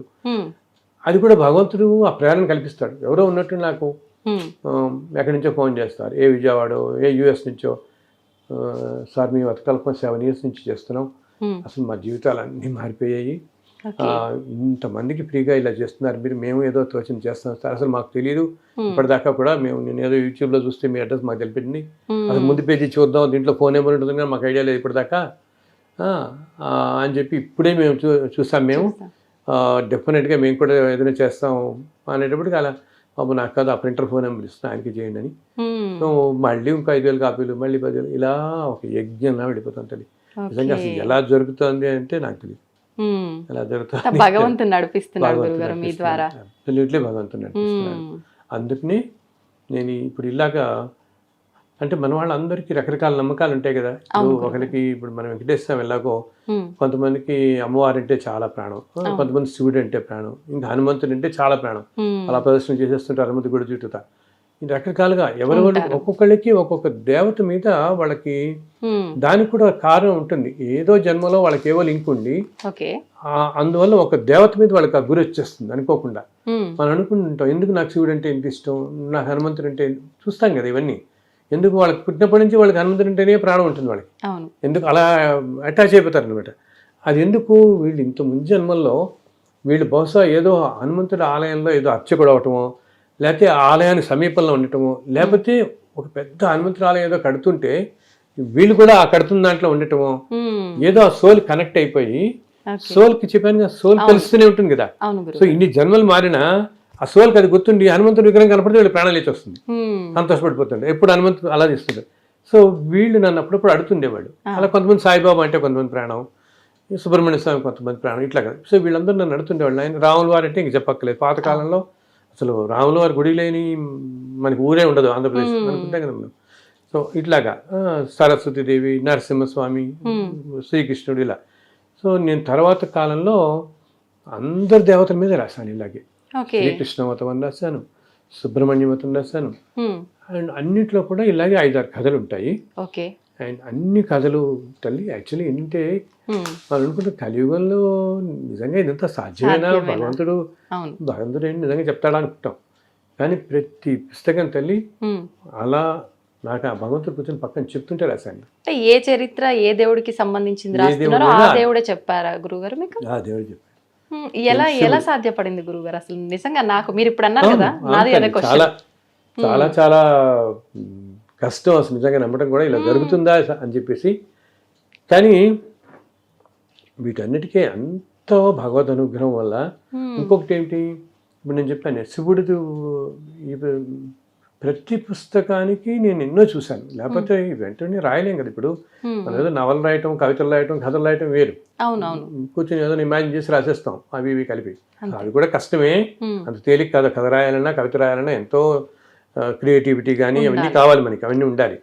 లేకపోతే అంత సృజనాత్మక శక్తి ఉంటే కానీ రాయలేం. అటువంటిది భగవంతుడి గురించి రాయాలంటే అసలు ఎంతో ధైర్యం ఉండాలి ముందు మనకి, కావాలి కదా. ఏది రాయగలుగుతాం మనం పెట్టుకుంటే చాలా కష్టం భగవంతుడికి సంబంధించి రాయటం అనేది. సో నేను ఈ వెంకటేశ్వర కల్పన ఇలా వెళ్ళిపోతున్న తర్వాత కొన్నాళ్ళకి నేను ఐ థింక్ మొట్టమొదటి లక్ష్మీ నరసింహస్వామి రాసినట్టున్నాను నేను. యాదగిరి లక్ష్మీ స్వామి నాకు ఆయన ఓ రోజు కళ్ళలో ఇలా కనపడితే ఇంక నేను ఇలా తెల్లవారుజామున కూర్చుంటాను తల్లి. ఆ కథలు ఏవైతే ఒక్కొక్క పుస్తకంలో ఉంటాయో ఆ కథలు మొత్తం నా ముందు అలా వెళ్ళిపోతాయి, ఒక దృశ్యంలాగా మొత్తం జరిగిందంతా అలా వెళ్ళిపోతుంది. కొన్ని అలా వెళ్ళిపోతున్నాయి, కొన్నిటికి ఏంటంటే సాక్షాత్ భగవంతుడు ఇలా చెప్పేస్తాడు, ఈ విధంగా ఈ ఊర్లో ఇలా జరిగింది అయినా అలా చెప్తుంటే అదంతా నాకు కనపడుతూ ఉంటుంది కంటికి. ఆ జరిగిందంతా అదంతా నేను ఆ పుస్తకంలో రాసుకుంటూ వెళ్ళిపోతున్నాను ఆ చాప్టర్. అందుకనే నేను చెప్తే ఆశ్చర్యపోతావు, కొంతమంది పెద్ద పెద్ద ఇప్పుడు లక్ష్మీ నరసింహస్వామి మొత్తం రాసినప్పుడు యాదగిరి గట్టు వెళ్ళి మొట్టమొదటి కాపీలు అక్కడ పెట్టి పూజ చేశాం. అండ్ అనుకోకుండా నేనేం చేస్తాను, ఆ రోజు ఏదో అనుకోకుండా మేము వెళ్ళాం, ఏదో వేరే ఊరు వెళ్ళాలనుకున్నాం. సరే ఈ పుస్తకం ప్రింట్ అయింది కదా, యాదగిరి వెళ్ళి, అంటే ప్రతి పుస్తకానికి ఆ దేవత క్షేత్రానికి వెళ్ళి పూజ చేసి నేను ఇస్తాను. ఇంకా పేపర్లో వస్తూ ఉంటుంది, ఫ్రీగా ఇస్తాను అలా అనమాట. సో మేము అలా లక్ష్మీస్వామి టెంపుల్కి వెళ్ళి పుస్తకాలు ఇచ్చాం. చాలా సంతోషపడ్డారు అర్చకులందరూ, కళ్ళకద్దుకుని నేను పాదాల దగ్గర పెట్టారు. పెట్టి సంకల్పం చదువుతుంటే అనుకోకుండా ఆ రోజు నక్షత్రం స్వాతి నక్షత్రం. స్వాతి నక్షత్రం లక్ష్మీ నరసింహస్వామి జన్మ నక్షత్రం. నాకు తెలియని కూడా తెలియదు. మేము యాక్చువల్గా తిరుపతి వెళదాం అనుకున్నాం ఆ ట్రిప్. అప్పుడు మనకి ఇక్కడ ఎజిటేషన్ అవుతూ ఉండి ఏదో ట్రైన్స్ అన్ని క్యాన్సిల్ అయ్యి అప్పటికప్పుడు మా టికెట్స్ అన్ని క్యాన్సిల్ అయ్యి అయ్యో ఎలాగ రాస్తారో ఏదో అవుతుంది అనమాట. ఎలాగ మా బ్రదర్స్ మేము అందరం వెళదాం అనుకున్నాం. ఎలాగ లీవ్ పెట్టేస్తాం కదా, 2 రోజులు ఖాళీ కదా అనుకుని, సరే ఈ పుస్తకం ఉంది కదా ముందు యాదగిరి పెట్టే దగ్గరే కదా వెళ్ళిపోవచ్చు అంతే. అలా రాత్రి నుండి పొద్దున్నే దర్శనానికి వెళ్ళి ఆయనకి ఇస్తే అనుకోకుండా అంటే ఆయనకి ఎంత ఇష్టం కాకపోతే ఆ స్వాతి నక్షత్రంలోనే ఆయన దగ్గర తెచ్చుకుంటాడు ఆ పుస్తకాన్ని. ఇంకొకటి గురుగారు, స్టార్టింగ్ లో మనం మాట్లాడుకున్నాం కదా, మనం ఒకటి అనుకుంటే డైవర్షన్ భగవంతుడు ఇంకో రకంగా చేస్తారు అని చెప్పి, మీరు అది ప్లాన్ చేస్తే భగవంతుడు ఈ రకంగా మీతో చేయించాలనుకున్నాడు కాబట్టి ఇలా జరిగిపోయింది. అలా ప్రతి పుస్తకానికి తల్లి. ఇప్పుడు శ్రీకృష్ణుని వ్రతం రాసినప్పుడు అంతే, కృష్ణుడు అట్లా చిన్ని కృష్ణుడు ఇట్లా పరిగెడితే చెప్తుండేవాడు. చాలా అసలు ఎంత డివైన్ ఎక్స్పీరియన్సెస్ ఉంటాయి ఒక్కొక్కటేవి. ఏంటంటే ఈ కలియుగంలో భగవంతుడు ఎన్నో రూపాల్లో దర్శనమిస్తాడు. మామూలుగా ద్వాపర యుగం కృతయుగంలో ఏంటంటే ఆ రూపంలోనే ఆయన మహర్షులు కనపడేవాడు. ఇప్పుడు ఈ యుగంలో ఏంటి, కలియుగంలో రకరకాల రూపాల్లో ఇప్పుడు మనం తిరుమల వెళతాం అనుకో, ఆ, వెళుతున్నప్పుడు ఒక్కోసారి చూడు మనకు అనుకుంటాం, అయ్యో మనకు టికెట్ లేదే, మనకి ఎవరు అంటే ఎవరో ముఖ్యమంత్రి తెలియని వాళ్ళు వచ్చి ఓ టికెట్, మా దగ్గర ఎక్స్ట్రా టికెట్ ఉందండి ఇస్తా ఉంటుంటారు, చెప్తుంటారు కదా. అవునవును. అదేదో క్యూ లైన్లో వెళ్తాం అంటే దొరకట్లేదు, ఎలా తెలవాలంటే ఎవరో ముఖ్యమంత్రి తెలియని వాళ్ళు రావటం, మన లైన్లో తీసుకెళ్ళిపోయి నించోబెట్టేస్తారు. ఇది నాకు ఒకసారి ఎక్స్పీరియన్స్ అయింది గురువు గారు. చెప్పండి. టెంపుల్ కి కొత్తపేట అష్టలక్ష్మి టెంపుల్ ఉంది కదా, దాంట్లో నేను ఆఫీస్ కి ఆఫ్టర్నూన్ షిఫ్ట్ ఉండే నాది. దర్శనానికని వెళ్ళినాం. వెళ్తే చాలా క్యూ లైన్ ఉంది, ఒక 2-3 కిలోమీటర్స్ వరకు. అమ్మో ఇక్కడ వరకు వచ్చిన, నాకు 2 o'clock షిఫ్ట్ ఉంది, చూసే 12 అయిపోతుంది, నేను ఎట్లా వెళ్ళాలి, నాకు మళ్ళీ 1 hour జర్నీ పడుతుంది, ఇక్కడ దాకా వచ్చి దర్శనం చేసుకోకుండా వెనక్కి వెళ్ళలేను, ఏం చేయాలి స్వామి అని నేను అమ్మవారి టెంపుల్లో ఉండి శివుని దండం పెట్టుకున్నా. ఏంటి స్వామి ఇట్లా అయింది, ఎందుకు శివయ్య అని చెప్పి అనుకున్నా. అసలు ఏం అర్థం కాలేదు. మా ముందున్న వాళ్ళు, అమ్మ నువ్వేదో ఇబ్బంది పడుతున్నట్టున్నావు కదా, హడావిడి ఉన్నట్టుంది, ముందుకెళ్ళు పర్లేదు అని చెప్పి ముందు దాకా పంపించారు. అక్కడికి వెళ్ళిన తర్వాత అక్కడ గణపతి ఆలయం ముందున్న అయ్యగారు ఏం చేశారు, అక్కడ డోర్ ఓపెన్ చేసి, జనరల్ గా డోర్ ఓపెన్ చేయరు కదా, డోర్ ఓపెన్ చేసి ఇలా వెళ్ళి చేసుకోండి అమ్మా అని చెప్పి. అసలు ఏంటి ఇదంతా, చాలా షాక్ అయింది. మీ సంకల్పం అంత గట్టిగా ఉండేటప్పటికి వెంటనే ఆయన నీ భగవంతుడు ఏం చేస్తాడు, ఇన్స్టెంట్లీ నీ సంకల్పం ఎప్పుడైతే గట్టిగా ఉందో ఆయన వింటాడు కదా. ఈ send A message to the people, వాళ్ళ మైండ్ లో మెసేజ్ పెట్టేస్తాడు. సో వాళ్ళకి ఆ థాట్ వచ్చేస్తుంది, అందుకో ఆ పిల్లల్ని పిలవాలని వాళ్ళు తెలియకుండానే పిలుస్తారు. 2 10 సో భగవంతుడు అన్ని రూపాల్లో అలా చేస్తూనే ఉంటాడు. మన సంకల్పం గట్టిగా ఉండాలి. గట్టిగా ఉన్నప్పుడు అలా ఈ పుస్తకాల వెనకాల అన్నిటికీ దానికి నేను అలా చూస్తాను. అందుకని ఇప్పుడు చెప్పాను కదా, ఏదంటే ఆ క్షేత్రానికి వెళ్ళటం. ఇప్పుడు సుబ్రహ్మణ్య స్వామి ఉన్నప్పుడు తిరుత్తని వెళ్ళాను, సాయిబాబా రాసినప్పుడు షిరిడి, ఫస్ట్ అక్కడ సమర్పించటం, తర్వాత ఇంకా అలాగే ఫ్రీగా ఇవ్వటం. గురువు గారు, మనకు అన్నమయ్యాచార్యుల వారి కీర్తన ఒకటి ఉంది, ఎంత మాత్రమున ఎవ్వరు తలచినా అంత మాత్రమే నీవు అని. అసలు ఏంటి గురుగారు, దాని అర్థం ఏంటి? అంటే తల్లి, ఇప్పుడు మనం ఇంతమంది వెళ్ళి వెంకటేశ్వరం దర్శించుకొస్తున్నాం, అండ్ ఎన్ని కోట్లాది కుటుంబాలకి ఆయన కులదైవం, ఇష్ట దైవం కదా, ఇంత ఆరాధిస్తూ ఉంటాం కదా. అండ్ అక్కడ ఏంటంటే ఒక చాలా సుప్రీం పవర్ అన్నమాట అది. ఆ స్వామి అసలు ఎన్నో కోట్ల సంవత్సరాల క్రితం స్వయం వ్యక్తంగా ఆయనలో వచ్చి నిలబడ్డాడు, వైకుంఠం నుంచి స్వామివారు వచ్చి నిలబడ్డాడు. సో ఆ నిలబడిన రూపం కూడా చాలా ఏంటంటే, తిరుమలలో ఉండే వెంకటేశ్వర స్వామి విగ్రహంలోనే మనకి చాలా ఎంతో విశిష్టత కనిపెడుతుంది అనమాట. అసలు ఒక మ్యాగ్నిఫిషెంట్ పవర్ ఉంటుంది, ఆకర్షణ శక్తి అది. అండ్ చాలా కాలం పాటు ఏంటంటే, ఇది మొట్టమొదటి రోజుల్లో అసలు నువ్వు చెప్తే ఆశ్చర్యపోతావు, చుట్టూతా అన్ని పంట పొలాలు ఉండేవి అంటారు. పొలాల మధ్యలో ఆ స్వామి అలా ఉంటాడు, అంతా అరణ్యోదే అనమాట. మొట్టమొదట్లో అక్కడ ఉండే ఈ ట్రైబల్స్ వీళ్ళందరూ ఆ దేవతను కొలిచేవాళ్ళు. ఆ తర్వాత మొట్టమొదటిగా స్వామి గోపీనాథ దీక్షితులని ఒక బ్రాహ్మడి కల్లో కనపడి చెప్తాడు, నేను ఇలా కొండ మీద అక్కడ ఇప్పుడు ఆలయం ఉన్న చోట ఒక పెద్ద చింత చెట్టు ఉంటుంది, ఆ చింత చెట్టు కింద ఒక పొట్లో వెలిసాను, నువ్వు వచ్చి రమ్మనమంటాడు. వస్తున్నప్పుడు నీకు రంగదాసుడు అని ఇంకో భక్తుడు కనపడతాడు, ఆయన కూడా తీసుకురమ్మని చెప్తాడు. అక్కడితో కథ అది మనకి ఫస్ట్ టైం దర్శనం ఇవ్వటం అనమాట. సో స్వామివారు ఉన్న విగ్రహంలో కూడా చాలా విశిష్టతలు, విచిత్రాలు ఉంటాయి. మనకేమిటి, ఇప్పుడు మెయిన్ ఆలయం మామూలుగా మనం చూస్తే ఆలయానికి 4 సైడ్ల పైన 4 సింహాలు ఉంటాయి. ఓకే, సింహం విష్ణుమూర్తి వాహనం సింహం కాదు కదా, గరుత్మంతుడు కదా, మనకు తెలుసు కదా. ఓకే, సింహం అంతా అమ్మవారు కదా. ఓకే, సో అలాగే అక్కడ ఏంటి మనకి అభిషేకం, ప్రతి వారం అభిషేకం, అక్కడ జరిగే అభిషేక సేవ చాలా చాలా విశిష్టమైంది. సాధారణంగా అభిషేకం అనేది అమ్మవారికి జరిపిస్తారు చాలా చోట్ల. సో శుక్రవారం జరుగుతుంది అక్కడ అభిషేకం కూడా. సో అక్కడున్న మూర్తిని కొంతకాలం పాటు శక్తి స్వరూపంగా కొలిచారు చాలా కాలం. ఓకే, అందుకనే యాక్చువల్లీ బాలాజీ అనే పేరు కూడా అలాగే వచ్చింది. బాలాజీ అంటే బాల అన్నమాట, బాల రూపము. ఇప్పటికీ నాకు తెలిసిన కొంతమంది ఉపాసనా మార్గంలో అక్కడ నుండే రూపాన్ని శక్తి రూపంగా కూడా కొలిచేవాళ్ళు ఉన్నారు. శక్తి రూపంగా కొలుస్తారు అక్కడున్న రూపం అన్నమాట. ఓకే, సో ఆ బాల రూపం కాబట్టి మనం నార్త్ ఇండియన్స్ అంతా గౌరవవాచకంగా జీ అని పక్కన పెడతారు కదా పేరు, అవును. అలా బాలాకి జీ తగిలించి అది బాలాజీ అయింది. Okay okay. బాలాజీ అనే పేరు అలా వచ్చిందనమాట. ఎందుకంటే చాలా కాలం, ఒక 400 సంవత్సరాలు కంటే ఎక్కువే ఈ తిరుమల ఆలయం అంతా కూడా మహంతులని నార్త్ ఇండియన్స్ వాళ్ళ ఆధీనంలో ఉండేది. ఇప్పుడంతా వాళ్ళు మేనేజ్ చేశారు. ఓకే. మహంత్ ప్రయాగ్దాస్ అని అంతా మహంతులు అంటారు. అక్కడ నార్త్ ఇండియా నుంచి వచ్చిన వాళ్ళు అనమాట, సాధువులు. వాళ్ళే మేనేజ్ చేశారు టెంపుల్ అంతా కూడా. సో అప్పుడు వచ్చిన పేరు ఈ బాలాజీ అని చెప్పేసి, బాలాజీ అని చెప్పేసి మనకి. సో ఇంకొకటి ఏంటి విచిత్రం, అసలు యాక్చువల్గా ఏంటంటే అక్కడ ఉన్నది రూపం, నేను ఇందాక అన్నానే, అన్నిటికంటే సృష్టి మొత్తానికి మూల కారణమైన రూపం ఏది ఉంటుందో, పవర్ అంటామే శక్తి అన్నమాట. ఆ పరబ్రహ్మ శక్తి అక్కడ నుంచి అలా నిలబడి ఉంది మనకి. మనకేంటంటే మనం కలియుగంలో మనకి ఇన్ని పాపాలు చేస్తారు కాబట్టి మనుషులకి అది శిలారూపంలో కనిపిస్తున్నప్పటికీ ఆయన ఉన్నే మనలా శిలలాగా భ్రమింపచేస్తున్నాడు. కానీ సాక్షాత్ భగవంతుడు అలా నుంచి ఉన్నాడు అక్కడ. అయితే ఏంటి, అలా ఆ అన్నిటికంటే అతీతమైన శక్తి రూపం నుంచి అన్ని రూపాలు వచ్చినవి కదా. సో అప్పుడు ఆయన వచ్చేటప్పటికి మనకేంటి, ఏదైనా ఆలయాలన్నీ కూడా, ఆలయాలు కట్టడం అంతా కూడా ఆగమ శాస్త్రం ఫాలో అవుతారు. ఆగమ శాస్త్రంలో విష్ణు ఆలయం అంటే ఇలా ఉండాలి, శివాలయం ఇలా ఉండాలి, అన్నీ ఉంటాయి ఆగమ శాస్త్రంలో. నీకు ఆలయాలు కట్టే పద్ధతి, అక్కడ జరిగే పూజా విధానాల పద్ధతి అన్నీ కూడా ఆ శాస్త్రంలో ఉంటాయి. ఓకే. కానీ విచిత్రం ఏంటంటే తిరుమల ఆలయం వీటిలన్నిటికీ అతీతంగా ఉంటుంది. అసలు మామూలుగా ఏమంటాం మనం, ఈ వాస్తు ఇది చూసినప్పుడు కొండల మీద గుట్టల మీద ఎలివేటెడ్గా ఉండాలనుకుంటాం. టెంపుల్స్ కడతారు అందరూ చాలా ఎలివేటెడ్గా. వేరే నువ్వు చూస్తే యాక్చువల్లీ తిరుమల ఆలయం చుట్టూతా కొండలు ఉంటాయి, మధ్యలో ఉంటుంది ఆలయం, కిందకు ఉంటుంది. నువ్వు ఎటు సైడ్ నుంచి అన్నా కూడా కింద దిగి వెళ్తాం మన గుడి దగ్గరికి కదా.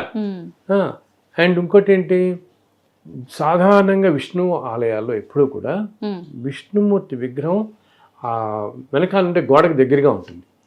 శివాలయాల్లో మాత్రం మధ్యలో ఉంటుంది శివలింగం, అంతే కదా. శివలింగం మధ్యలో ఉంటుంది, ఇలా ఒక స్క్వేర్ రెక్టాంగిల్ మనం ఎట్లా అనుకున్నాం ఆ మధ్యలో ఉంటుంది శివలింగం. విష్ణుమూర్తి విగ్రహం మాత్రం వెనక్కి ఉంటుంది.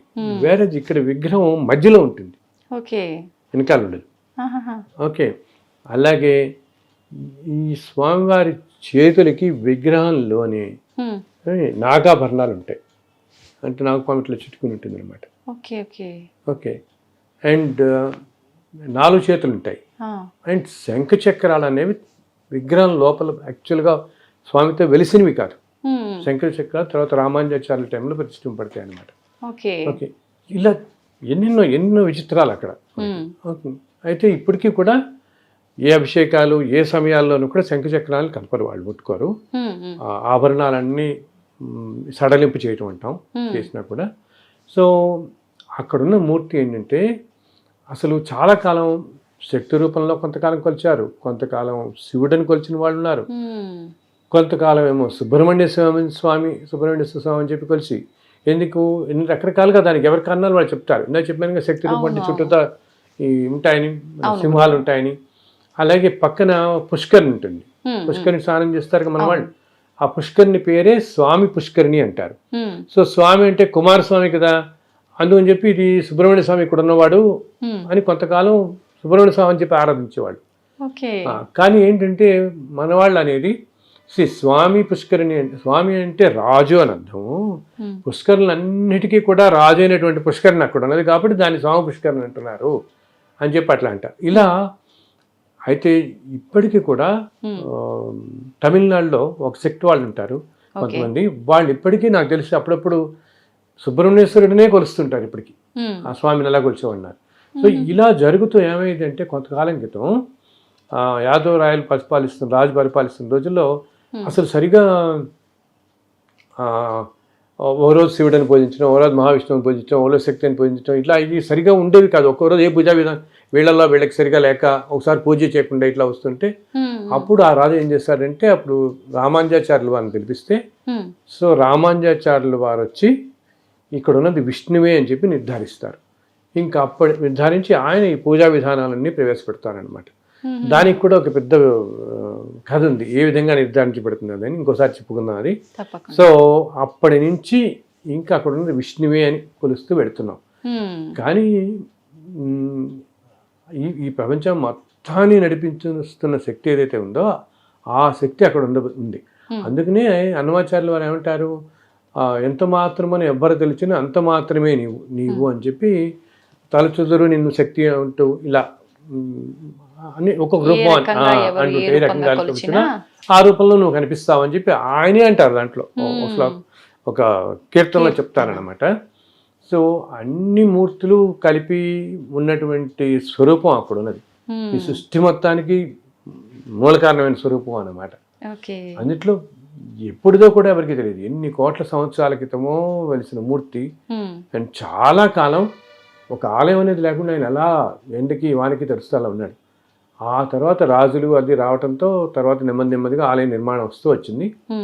అండ్ ఇంకా విశేషం ఏంటంటే అసలు తర్వాత ఆ టైంలో మొట్టమొదటి స్వామివారు ఒక్కడే, ఏ ఆలయాలు లేవు. తర్వాత చూస్తున్నామన్నీ తర్వాత వచ్చినవి. మనకి లోపల పెడితే యోగ నరసింహ స్వామి ఉంటారు, ఇవన్నీ తర్వాత వచ్చినవి అనమాట. మొట్టమొదటి స్వామివారు ఒక్కడు అలా నిల్చున్నాడు మన కోసం కలియుగంలో. అయితే గురుగారు, మనం అక్కడ తిరుపతికి వెళ్ళిన తర్వాత దేవుణ్ణి దర్శించుకునే విధానం కూడా రాంగు, వేరే విధానం ఉంది అని చెప్పి నేను కొంతమంది ద్వారా విన్నాను. నిజంగా దర్శించుకునే విధానం ఏ విధంగా ఉండాలి గురుగారు? అంటే విధానం రాంగ్ అని కాదు, ఒక్కొక్క క్షేత్రానికి ఒక్కొక్క విశిష్టత ఉంటుంది అనమాట. ఏ విధంగా అని చెప్పేసి యాక్చువల్గా మనం ఒకటి తల్లి ఏంటంటే, ఇప్పుడు మనం అనుకుంటాం తిరుపతి వెళ్తున్నాం, కొంతమంది నాదో చాలా గొప్పగా చెప్పుకుంటారు, మేము 40 సార్లు వెళ్ళామండి, మేము 60 సార్లు వెళ్ళామండి అని ఉంటారు. అసలు ఎప్పుడు అలా చెప్పకూడదు. ఎందుకంటే నేను ఇటువంటి వాళ్ళలో కొంతమందిని చూశానమ్మా నేను. ఏంటి వాళ్ళు ఒక 400-500 జన్మల్లో తిరుపతి వచ్చి దర్శించుకుందాం అనుకుంటే వాళ్ళ వల్ల కాలేదు. ఈ జన్మలోనే ఫస్ట్ టైం వాళ్ళు వస్తున్నారు. ఎంత అపురూపంగా ఉండాలి మనం అక్కడికి వెళ్ళినప్పుడు. అసలు ఇది ఏ క్షేత్రానికైనా కూడా ఆ క్షేత్రాల్లో ఉండే దేవత ఆ క్షేత్ర పాలకుడు అంటాం. ప్రతి క్షేత్రానికి కూడా క్షేత్రంలో ఉండే దేవతతో పాటు ఒక క్షేత్ర పాలకుడు ఉంటాడు, క్షేత్రాన్ని రక్షించేవాడు అనమాట. ఓకే, వీళ్ళిద్దరు పర్మిషన్ లేకపోతే మనం ఎంటర్ కాలేవాలి. మనం అనుకుంటే ఎందుకు వెళ్ళాం, టికెట్ కొనుక్కొని వెళ్ళిపోతాం. కానీ నేను ఎంతోమందిని నేను చూస్తాను ఇన్ని సంవత్సరాలుగా, వెళదాం అనుకుంటూ ఏంటి పెద్ద అథారిటీలో ఉన్నవాళ్ళు, పెద్ద పొజిషన్స్లో ఉన్నవాళ్ళు కూడా సాధ్యమేది కాదు, ఏదో విధంగా సంవత్సరాలు అయిపోతుంది. సో అక్కడికి రావటం, అందులో ఇలా మనం వెళుతున్న వాళ్ళం ఏంటి, ఎంతో పుణ్యం చేసుకున్న వాళ్ళం అనమాట. ఓకే, మనం అనుకుంటున్న తేలిగ్గా పెడుతున్నాం కదా, అంత తేలిక కాదు అది. అక్కడ అడుగు పెట్టాలంటే ఒకటేమో వెంకటేశ్వర స్వామి వారి పిలుపు ఉండాలి, ఇంకోటి ఏమిటి, ఈ క్షేత్ర పాలకుడు, ఈ క్షేత్రానికి తిరుమల క్షేత్రానికి పాలకుడు ఎవరో తెలుసా, శివుడు. మన వాళ్ళందరూ అంటారు అసలు శివకేశవులకి భేదం లేదంటే ఇక్కడే అనమాట. ఇంత క్షేత్రానికి పరమేశ్వరుడే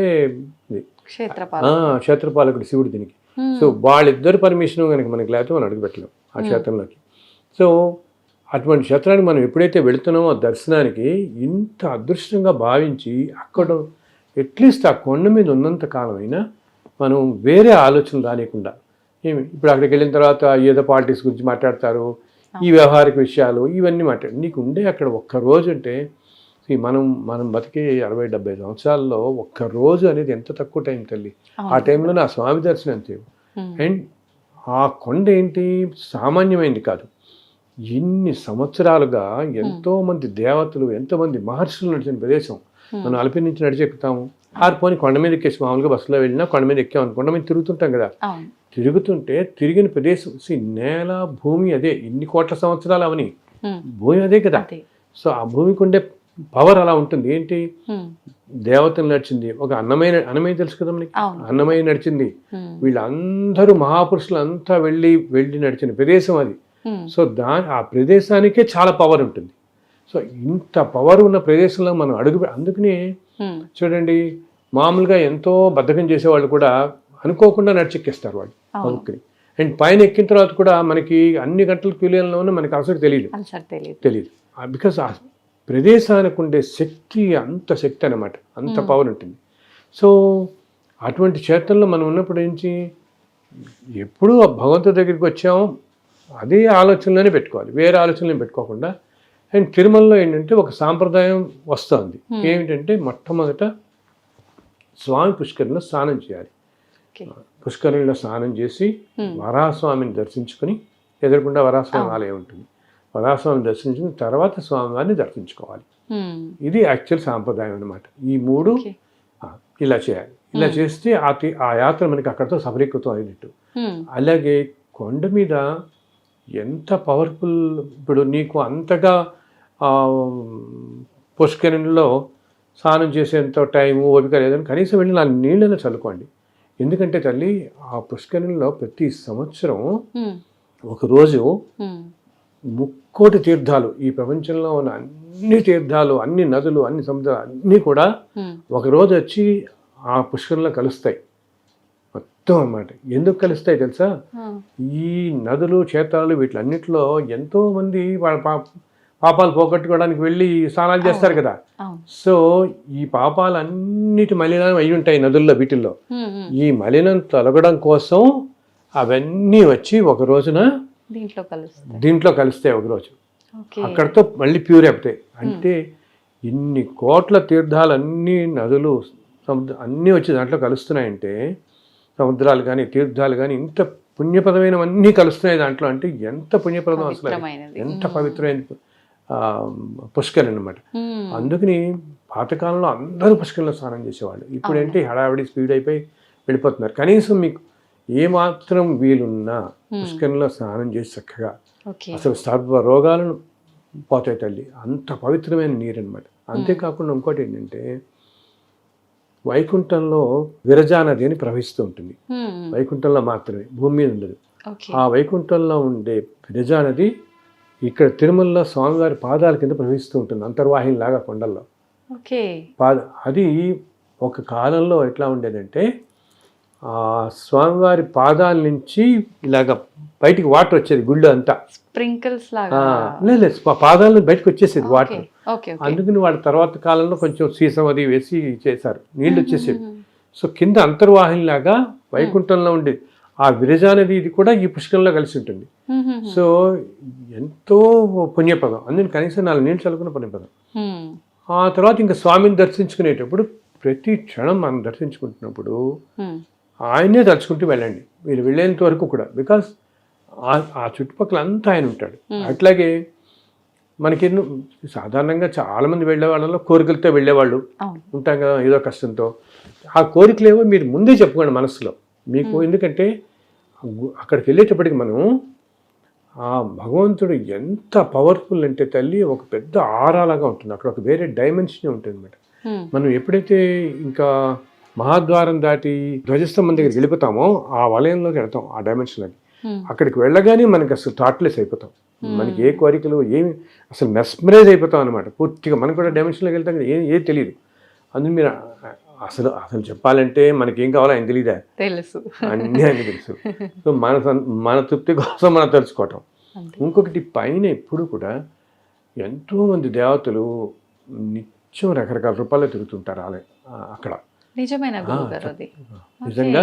అండ్ ఎస్పెషల్లీ పొద్దున సుప్రభాత సమయంలో, ఇంకా ముందు ఆలయం తెరిచే ముందు అనమాట, ఈ దేవతలు అందరూ వచ్చి స్వామిని దర్శించుకుంటారు వచ్చి. అందుకని చాలా వైబ్రెంట్గా ఉంటుంది మార్నింగ్ టైంలో. మనకి అప్పటి నుంచి 6:30 అప్పటిదాకా చాలా వైబ్రెంట్గా ఉంటుంది. సో వీలున్న వాళ్ళు ఆ సమయంలో దర్శనానికి వెళ్ళటం కష్టం చాలా. కనీసం మీరు ఆలయం బయటంతా ఓపెన్ ప్లేసే కదా, చక్కగా 3-4 అప్పుడు మీరు ఎక్కడన్నా కూర్చుని కాస్త కళ్ళు మూసి ధ్యానం అని కూడా నేను కళ్ళు మూసి కూర్చుంటే చాలా ప్రశాంతంగా, ఏ ఆలోచన లేకుండా మీరు అందరు దేవతలు అక్కడ తిరుగుతున్నట్టు మనకు ఆ ఫీలింగ్ వస్తుంది. చక్కగా గ్రహించవచ్చు. అసలు మన శరీరం ఎంతో లైట్గా అయిపోయినట్టు అనిపిస్తుంది. 3-4-3:30 ఆ టైంలో కాస్త ప్రశాంతంగా గుడి బయట పుష్కరం దగ్గర ఎక్కడో సరే అక్కడెక్కడ కూర్చున్నా కూడా ఉంటుంది అన్నమాట. అంతేకాకుండా అసలు ఇంకా ప్రశాంతంగా కూర్చోగలిగితే ఆ టైంలో 2:30-3 ఆ టైంలో సుప్రభాతం చదువుతారు కదా, అది ఆ టైంలో యాక్చువల్గా అక్కడ ఎప్పుడు కూడా ఓంకారం ప్రతిధ్వనిస్తూ ఉంటుంది ఆ కొండల్లో.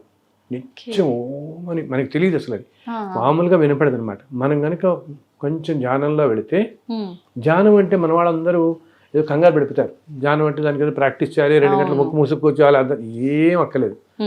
ధ్యానం అంటే థాట్లెస్నెస్ అనమాట. నీకు వేరే ఆలోచన రానియకుండా ప్రశాంతంగా ఉన్నామంటే అదే ధ్యానం చేసుకోవడం. వేరే వేరే ఈ లౌకికపరమైన ఆలోచన లేకుండా మనసును ప్రశాంతంగా పెట్టుకుంటే అదే ధ్యానం. అప్పుడు ఒక 10 నిమిషాలు ప్రశాంతంగా పెట్టుకుంటే అప్పుడు ఆ నెక్స్ట్ డైమెన్షన్లో ఉండేవన్నీ మనకు కనపడతాయి. యాక్చువల్గా భగవంతుడు ఏంటంటే తల్లి, మన వాళ్ళు అంటారే ఏదో లోకంలో ఉంటాడు దేవుడు మనకు కనపడని. ఆ లోకం అనేది మనం లోకం అంటే అదొక డైమెన్షన్ అనమాట. అది మన పక్కనే ఉంటుంది. ఇప్పుడు మనం ఇలా ఉన్నామా, ఆ డైమెన్షన్ పక్కన ఉంటుంది. మనం ఏంటంటే దాంట్లోకి ఎంటర్ కాలేం మనం. ఓకే, ఆ డైమెన్షన్లోకి ఇలా ఈ శరీరంతో ఇలా ఎంటర్ కాలేం మనం. బట్ మనకు అనుభూతి చెందుతుంది. అందుకని నువ్వు చూడు, కొన్ని ప్రదేశాలకు వెళ్ళినప్పుడు ఇప్పుడు శ్రీశైలము, ఓకే, ఒక కంచి కానీ కాశీ కానీ అటువంటి చోట్ల దేవతలే ఉంటారు కాబట్టి ఆ డైమెన్షన్లోకి మామూలు వాళ్ళు ఎంటర్ అయినా ఒక విధమైన హ్యాపీనెస్ ఫీల్ అవుతాం. హాయి ఫీల్ మనకు తెలియకుండానే తేలిగ్గా అనిపిస్తుంది, సంతోషంగా అనిపిస్తుంది. అండ్ అక్కడి నుంచి కొంత రాబుద్ధి కాదు మనసుకి, మనం చెప్పలేము ఎందుకు రాబుద్ధి కాదు, బట్ ఆ సంతోషం ఫీల్ అవుతాం. Because we step in to that dimension for a while మామూలుగా. అండ్ మనం కనుక ప్యూర్ హార్టెడ్ అయ్యి మంచితనం మంచి సంకల్పంతో ఉండేవాళ్ళైతే ఆ డైమెన్షన్లో ఇంకా బాగా తెలుస్తుంది మనకి ఆ ఫీల్ బాగా అనమాట. సో అందుకే నేను అందరితో మన వాళ్ళతో చెప్తాను, తిరుమల వెళ్ళినప్పుడు మీరు ఉన్నంతసేపు కూడా ఆ కాసేపు వేరే ఆలోచన పక్కన పెట్టేయండి, ఏమి వద్దు, భగవంతున్నే స్మరిస్తూ ఉండండి. మీకు తెలిసిన ఏ నామం అయినా సరే సింపుల్గా ఏదో ఓం నమో నారాయణ, ఓం నమో వెంకటేశాయనో, అలా ఆయన రూపాన్ని ఇవన్నీ కుదరవా ఆయన రూపం అలా తలుచుకుంటూ ఉండండి దర్శించుకున్నంత వరకు. ఆ ఉన్న ఒక్కరోజు అప్పుడప్పుడు కూడా భగవంతుడికి సంబంధించి ఏమైనా మాట్లాడుకుంటూ ఉండండి. బికాజ్ మనం మాట్లాడే ప్రతిదీ మన చుట్టుపక్కల వాళ్ళని ఏ దేవతో కూర్చోవచ్చు. ఇప్పుడు పక్కన మనం వచ్చి ఏ తమిళనాడు భక్తుడో ఏ మహారాష్ట్ర భక్తుడో కూర్చుంటాడు, మనం అనుకుంటే ఈయన తమిళనాడు భక్తుడు అనుకుంటామా, ఆయన నిజంగా ఏ ఇంద్రుడో ఉండొచ్చు, ఏ చంద్రుడో ఉండొచ్చు. నవగ్రహాలు, అందరు దేవతలు, అష్టదిక్పాలకులు అక్కడ నిత్యం అనేక రూపాల్లో సంచరిస్తారు తల్లి. నేను ప్రత్యక్షంగా అనుభవించాను ఎన్నోసార్లు. అలా సూర్యనారాయణ రావటం, చంద్రుడు రావటం అసలు ప్రత్యక్షంగా చూశాను అనమాట. మీకు ఎట్లా అనిపించింది గురుగారు వాళ్ళు దేవత? అసలు ఆ క్షణంలో తెలిసిపోతుంది మనకి ఏ దేవత అనేది చాలా తెలుస్తుంది మనకి, అది ఇన్స్టెంట్గా తెలుస్తుంది. Especially morning timing. ఇందాక నేను చెప్పాను తెల్లవారుజాము టైంలో సపోజ్ మనం పొద్దున్న ఏ సుప్రభాతంకి వెళ్ళటమో ఏదైనా వెళ్ళొచ్చాం అనుకోండి, వెళ్ళొచ్చి చూస్తుంటే అసలు ఆ అట్మాస్ఫియర్ అంతా ఛార్జ్డ్ అయిపోయి ఉంటుంది అనమాట. అసలు వేరే డైమెన్షన్లో ఉన్నట్టే ఉంటుంది, అక్కడి నుంచి రాబోద్ది కాదు. అందుకని మన వాళ్ళకి చెప్తాను, మీరు దర్శనానికి వెళ్ళినా సరే లేదా మీరు ఆ రోజు రాత్రి పడుకుంటారనుకోండి, అందుకని మేము అంటాం, మన వాళ్ళందరూ ఏమంటారు, ఏదైనా క్షేత్రం వెళ్తే నిద్ర చేయండి అంటారు. అంతే కదా, మన వాళ్ళంతా ఇప్పుడు మోడర్న్ అయిపోయి వెళ్ళిపోయి 2 గంటల దర్శనం 4 గంటలకు కనుక వచ్చేట ఈవినింగ్ అలా చేస్తున్నారు. అసలు అప్పుడు నీకేంటంటే ఓకే ఫలితం సంగతి వదిలిపెట్టి ఒక క్షేత్రంలో నిద్ర చేయమని అనేది ఎందుకంటే అక్కడ ఉండే పాజిటివ్ ఎనర్జీ మనం తీసుకోగలుగుతాం. రాత్రి వేళల్లో అందరు దేవతలు వస్తారు ఆ క్షేత్రాలకి. అలా ఉన్నప్పుడు మన శరీరంలో ఉండే అనారోగ్యాలన్నీ పోతాయి. అందుకని నిద్ర చేయండి అని ప్రతివాడు చెప్పేది. రాత్రి నిద్ర వేళ చేస్తే కనుక ఆ తెల్లవారుజామున దర్శనం దేవతలు వచ్చినప్పుడు ఆ ఎనర్జీ అంతా కూడా మనలో ఉన్న డిసీజెస్ అన్నింటినీ తొలగిస్తుంది, మన ఎంతో మార్పు తీసుకొస్తుంది మన ఆరోగ్యం కూడా అనమాట. అదైన తర్వాత అందులో ఉన్నంతసేపు ఇంకోటి ఏంటి, ఓకే జనరల్ మాటలు కబుర్లు ఇవన్నీ వదిలే. ఈ మధ్య ఇంకొకటి అందరికీ ఇది మానవ సహజం, మనుషులంటేనే మనకి రకరకాలుగా పోతుంది మనసు కదా, అతి సామాన్యమైన వాళ్ళం మనం అందరం. సో ప్రతి వాళ్ళకి ఏం పోతుంది అడిగాను, కానీ ఇంకా వాళ్ళకి ఎవరికో బ్రేక్ దొరికింది, నాకు ఇది దొరకలేదు, లేకపోతే ఆయన ఎవరో ఉన్నాడు, ఆయన ఇన్ని అన్యాయాలు చేస్తాడు, ఆయన ఈ పొజిషన్లో ఉన్నాడు, వీళ్ళు ఏదో అవుతారు, ఇంకెవరో అన్యాయం చేస్తారు, వీళ్ళు ఏదో బోర్డు మెంబర్ అయిపోయారో ఇంకేదో అయిపోయారో, లేకపోతే ఇటువంటివన్నీ అనుకుంటారు. అసలు ఎవ్వరి గురించి జడ్జిమెంటల్గా ఉండద్దు. నేను చెప్తాను, మనకి ఇదంతా అనవసరం. వాళ్ళు ఎవరో ఉన్నారా, వీళ్ళు ఇట్లా ఉన్నారా, లేకపోతే ఇదంతా ఇప్పుడు ఈ మధ్య అంటున్నారు సార్ అంతా కమర్షియల్ అయిపోయింది సార్, ఈ కమర్షియల్ అయిపోయిందా అది అయిపోయింది, ఇదంతా మనకి అనవసరం. ఈయన కోట్ల సంవత్సరాల నుంచి ఉన్నాడే, ఎన్ని సంవత్సరాల్లో ఎటువంటి సంస్కృతుల్లో ఉన్నాయో ఎవరొచ్చి, శ్రీకృష్ణదేవరాయలు వచ్చేవాడు, శ్రీకృష్ణదేవరాయలు వచ్చేటప్పుడు తల్లి ఒక ఫ్రెంచ్ ట్రావెలర్ అనమాట. ఆయన ఆ టైంలో వచ్చి కృష్ణదేవరాయలు 7 సార్లు తిరుమల దర్శించుకున్నాడు. ఆయన వచ్చినప్పుడు కొండ మీదకి తెలుసా 10,000 గుర్రాలు వచ్చేవి. ఆయనతో పాటు 10,000 గుర్రాలు, ఒక 500 ఏనుగులు, ఇవన్నీ వచ్చి కొండకి కొన్ని లక్షల మంది వచ్చేవాళ్ళు ఆయనతో పాటు పరివారం. అలా 7 సార్లు వచ్చాడు ఆయన. ప్రతిసారి ఏదైనా జైత్రయాత్రకు వెళ్ళినప్పుడు అది విజయం పొందగానే తిరుమల వచ్చి స్వామిని దర్శించుకునేవాడు. ఎన్నో ఆభరణాలు ఎన్నో చేయించాడు అక్కడ. అసలు ఒక ట్రావెలర్ రాస్తాడు, వాళ్ళు వెళ్తున్నప్పుడు ఎలా ఉంటుంది పైన అంతా అదే అసలు మనం ఇప్పుడు అనుకుంటాం ఆ రోజుల్లోనే లక్షల మంది వచ్చేవాళ్ళు తిరుమలకి, అలా ఉండేది ఆ క్షేత్రం ఒకప్పుడు అని ఒక బుక్ లో లిజెండ్ ది ఇండియా అని చెప్పి ఒక బుక్ రాస్తాడు అతను. ఒక ఆయన ఇప్పుడు 1700-1800లో అయింది, తర్వాత ఆ మధ్య ప్రింట్ అయింది అది. అక్కడ ఆ మ్యాన్స్క్రిప్ట్ ఇలా ఉండిపోయింది ఎప్పుడుదో. ఓకే, చాలా చాలా విశేషాలు రాస్తాడు తిరుమల గురించి దాంట్లో. సో నేను చెప్తున్నానంటే ఇది కాలక్రమంలో రకరకాలు వస్తాయి. ఇప్పుడు ఇందాకేం చెప్పాను, అసలు 400-500 సంవత్సరం మధ్యలో కొంతకాలం రోజుకు 100 మంది వెళ్ళేవాళ్ళు అంతే అసలు తిరుమల ఆలయంకి, బికాజ్ అంత అడవి కదా అప్పుడు, తిరుపతి లేదు, ఇవి ఏమీ లేవు ఇవన్నీ కూడా. సో ఆలయం అడవి నుంచి వెళ్ళడానికి చాలా కష్టం కాబట్టి ఒక 100 మంది పోగైతే ఈ 100 మంది నడుచుకుంటూ వెళ్ళి దర్శనం చేసుకుని వచ్చేసేవాడు. అర్చకులు కూడా ఏమిటి, పొద్దున 9 అలా వెళ్ళి సుప్రభాతం చేసి ఆలయం తెరిచి మళ్ళీ 4 గంటల కింద దిగిపోయేవాళ్ళు. చాలా కాలం క్రితం అలాగే జరిగేది. అసలు పైన ఊరు అనేది లేదు, తర్వాత వచ్చాయి. సో ఆ తర్వాత ఏమైంది, ఇంకా బ్రిటిష్ వాళ్ళు రావడం, చెప్పాను అప్పుడు మహాంతులు వాళ్ళ పరిపాలనలో ఉంది, ఎన్నో జరిగాయి. అలాగే ఇప్పుడు ఇంకొకటి, ఇప్పుడు పరిపాలన జరుగుతుంటుంది, రేపు ఇంకొకటి ఉంటుంది. మనకి కావాల్సింది ఈ చుట్టుపక్కల ఇవన్నీ మారిపోతుంటాయి. నేను ఏమన్నాను, ఇవన్నీ మొదట్లో పొలాల మధ్య ఉండేది కూడా అన్నాను, ఊహించుకోలేం మనం. ఆ పొలాల తర్వాత ఏమైంది, చుట్టూత తోటలు ఉండేవి, బ్రహ్మాండమైన గార్డెన్స్ అన్నమాట, ఫ్లవర్ గార్డెన్స్. యాక్చువల్లీ తిరుమల పేరే పుష్ప మండపం అంటారు తిరుమలని, ఎందుకంటే అంత ఆయనకి పుష్పాలంకార ప్రియుడు, విష్ణు పుష్ప ప్రియుడు అంటాం కదా మనం, ఈయన అభిషేక్ ప్రియుడు, శివుడు పుష్ప ప్రియుడు. సో అందుకని ఎంతో మంది జమీందారులు పైన ఎన్నో తోటలు పెట్టారు. అన్ని ఇప్పుడున్న గెస్ట్ హౌస్లు ఉన్న చోట్ల అన్ని తోటలే. అందుకనే వాటిని ఇప్పుడు మనం రామ్ బగీచా అని ఎదుర్కొన్నా వింటామా. యాక్చువల్లీ రామ్ బగీచా అంటే తోట అనమాట. ఒకప్పుడు అక్కడ ఒక ఆయన కట్టించిన నార్త్ ఇండియన్స్ పెట్టిన ఒక పెద్ద తోట ఉండేది. సో అందులో దాన్ని రామ్ బగీచా అనేవారు. అలా రకరకాల అన్ని పైన ఆ గెస్ట్ హౌస్ ఉన్న పేర్లు కొన్ని అలాగే ఉంచారు. ఈ కాట, ఈ మండపం, ఇవన్నీ అనమాట, ఈ పూలు తోటలన్నీ ఉండేవి, వాటి మధ్యలో ఉండేవాడు. అలా ఇప్పుడు ఇలా వచ్చింది. సో మనం ఇవన్నీ పట్టించుకోకూడదు. ఇప్పుడు రేపు పొద్దున కొన్ని వేల సంవత్సరాలు అయ్యేటప్పుడు ఇంకోటి ఏదో మారిపోతుంది, ఈ సంస్కృతి మారిపోవడంతో ఇవన్నీ. బట్ లోపల ఆయన మాత్రం ఒకటే కదా, ఆయన అలాగే ఉంటాడు. ఆయన వీటన్నిటికీ చిద్విలాసంగా ఉంటాడు. ఆయనకి ఇది ఏమీ పట్టదు. ఓకే, ఇది ఇలా నన్ను ఏమో జరుగుతున్నారు, ఆయన ఇంత అధర్మాలు జరుగుతున్నాయి, ఇన్యాయాలు జరుగుతున్నాయి, ఆయన ఏం చేయడంటే ఇది కాల ప్రవాహంలో ఎప్పుడూ రకరకాలుగా, కొంతకాలం ఇలా ఉంటుంది, కొంతకాలం ఇలా వెళ్తుంది, ఎన్నెన్నో అవుతుంటాయి. అన్నిటికీ సాక్షిపుత్రుడు ఆయన చూస్తుంటాడు. అది ఈ అధర్మాలు ఇవన్నీ మనం చేసుకునేవి కదా. సో మనం అక్కడికి, అంతేగాని ఆయనేం కావాలని ప్రకృతి విపత్తులో ఆయన ఏదో సృష్టించడు. మనుషులే అధర్మంగా వెళ్ళిపోయి అడవులు కొట్టేసి నేచర్ని అంతా ఇలా నాశనం చేసి ఇలా తెచ్చుకుంటున్నారు, కానీ ఆయన ఏం చేస్తాడు, ఆయన ఏం చేయడు. దానివల్ల వస్తున్నవి ఇవన్నీ చెప్తే. సో లోపల ఉండేది ఆయన మాత్రం సిద్ధిలేసి ఉంటాడు. మనం వెళ్ళిన భక్తులు ఈ డైవర్షన్స్కి లోన్ కావద్దు అని చెప్తాను నేను. వీటికి లోన్ కాకుండా జస్ట్ చక్కగా వెళ్ళి ఆయన దర్శించుకోండి, ఉన్నంతసేపు స్వామిని ఆరాధించండి, 4 మంచి మాటలు చెప్పుకోండి, రండి. ఇవేమి ఈ చుట్టుపక్కల పరిస్థితుల గురించి ఆలోచించండి. బికాస్ అక్కడ ఇప్పుడు ఎవరికి తెలుసు మళ్ళీ అసలు ఈ జన్మలో రాగలుగుతామో లేదో, ఈ జన్మ వదిలే ఇంకో 100 జన్మ దాకా అడలేమో మనం.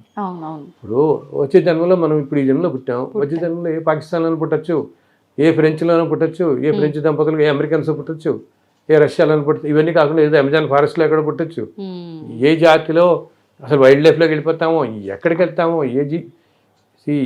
నెక్స్ట్ లైఫ్లో ఎక్కడికి వెళ్తామో అని తెలియదు. సో మళ్ళీ నువ్వు ఈ తిరుమలని కొన్ని 100 జన్మల దాకా నువ్వు ఇటు రాలేకపోవచ్చు. ఎంత ప్రెషియస్ మరి అది కదా ఆ టైం. అది మన వాళ్ళకి తెలుసు చాలా పవర్ ఉంది ఇదంతా.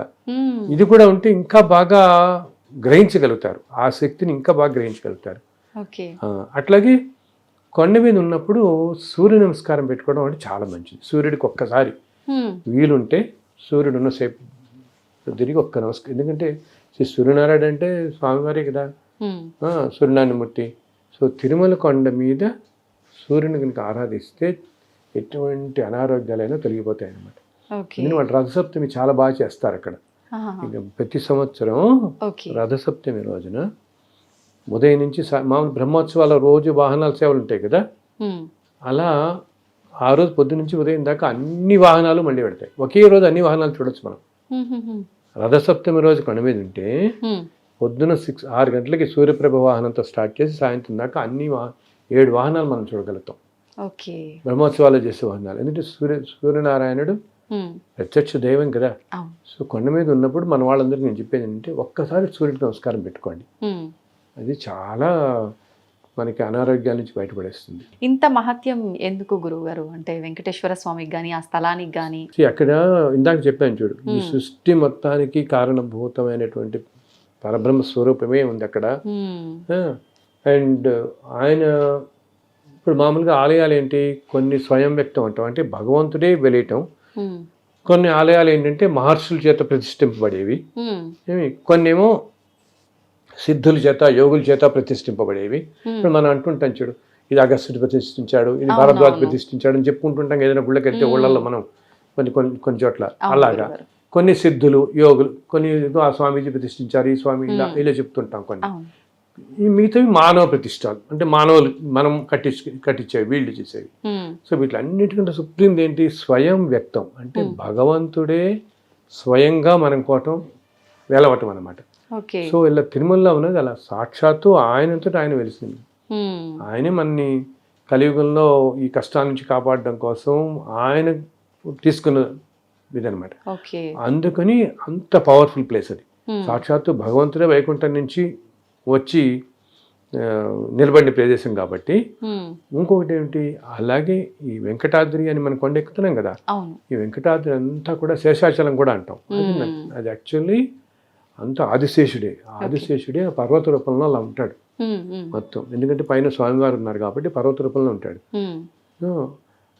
అలాగే ఆ స్వామి పుష్కరిణి అంతా కూడా వైకుంఠంలో ఉండే ఆ పుష్కరిణి ఇక్కడ వస్తుంది. స్వామి వచ్చాడు కదా, అది కూడా వస్తుంది అనమాట. ఆ పుష్కరిణి కూడా ఇంత పవిత్రమైన ప్రదేశాలు ఉన్నాయి కాబట్టి అంత పవర్ ఆ స్థలానికి. అండ్ ఇంకోటి చెప్పానుగా, ఇన్ని కోట్ల సంవత్సరాలుగా ఇన్ని దేవతలు.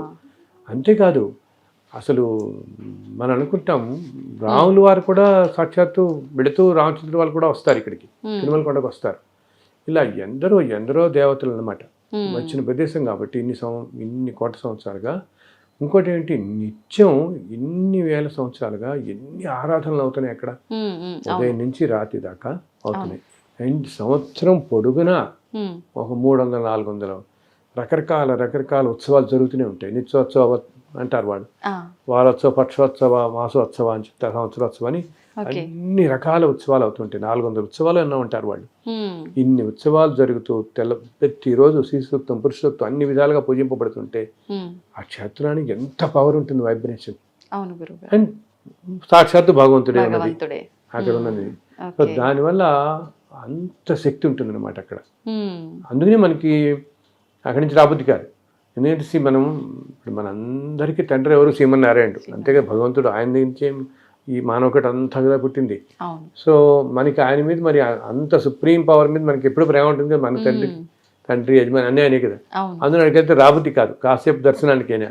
కానీ మనం ఒక్క స్ప్లిట్ సెకండ్ దర్శనం కలిగినా అక్కడ మనం చూసుకోవాల్సింది ఏంటంటే మనకి ఆయన కనపడ్డా కాదా అన్నది, ఆయన మనని చూసాడా లేదనేది ఇంపార్టెంట్.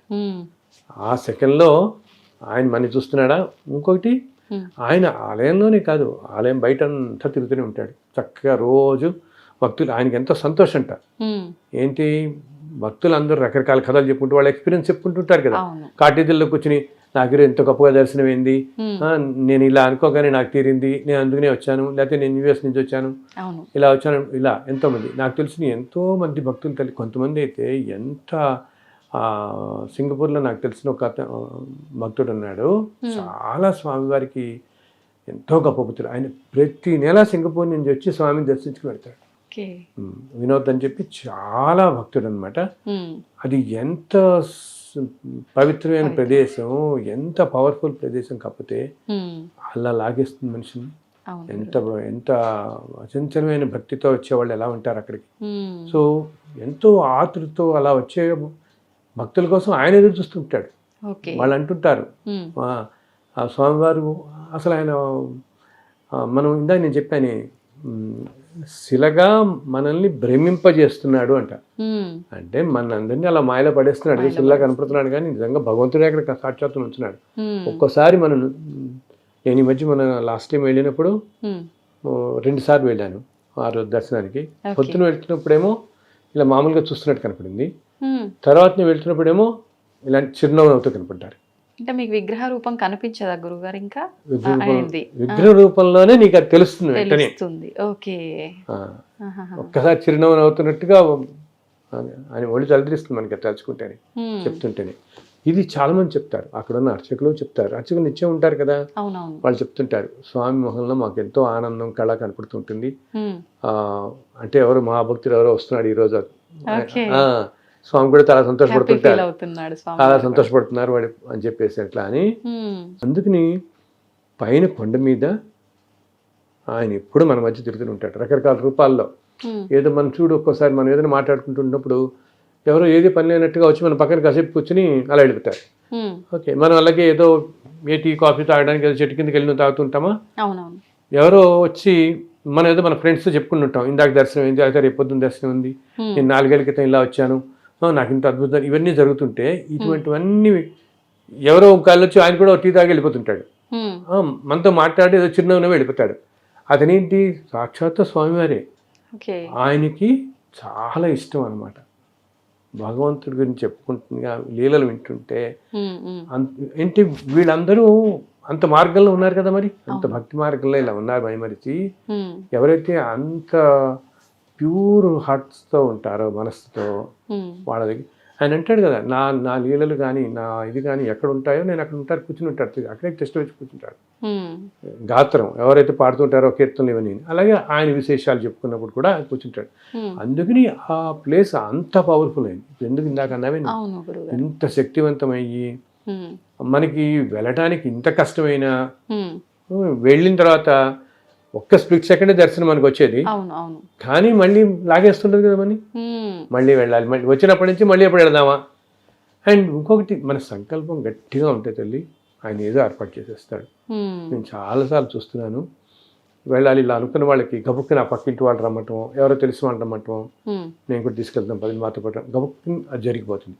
ఓకే. మన సంకల్పం లేకుండా వెళదాలే పర్వాలేదు అనుకున్న వాళ్ళకి ఇది ఒకటి జరగదు. ఉమ్, అది మాత్రం మనం ఎప్పుడూ తక్కువ చేయకూడదు అక్కడ. ఓకే.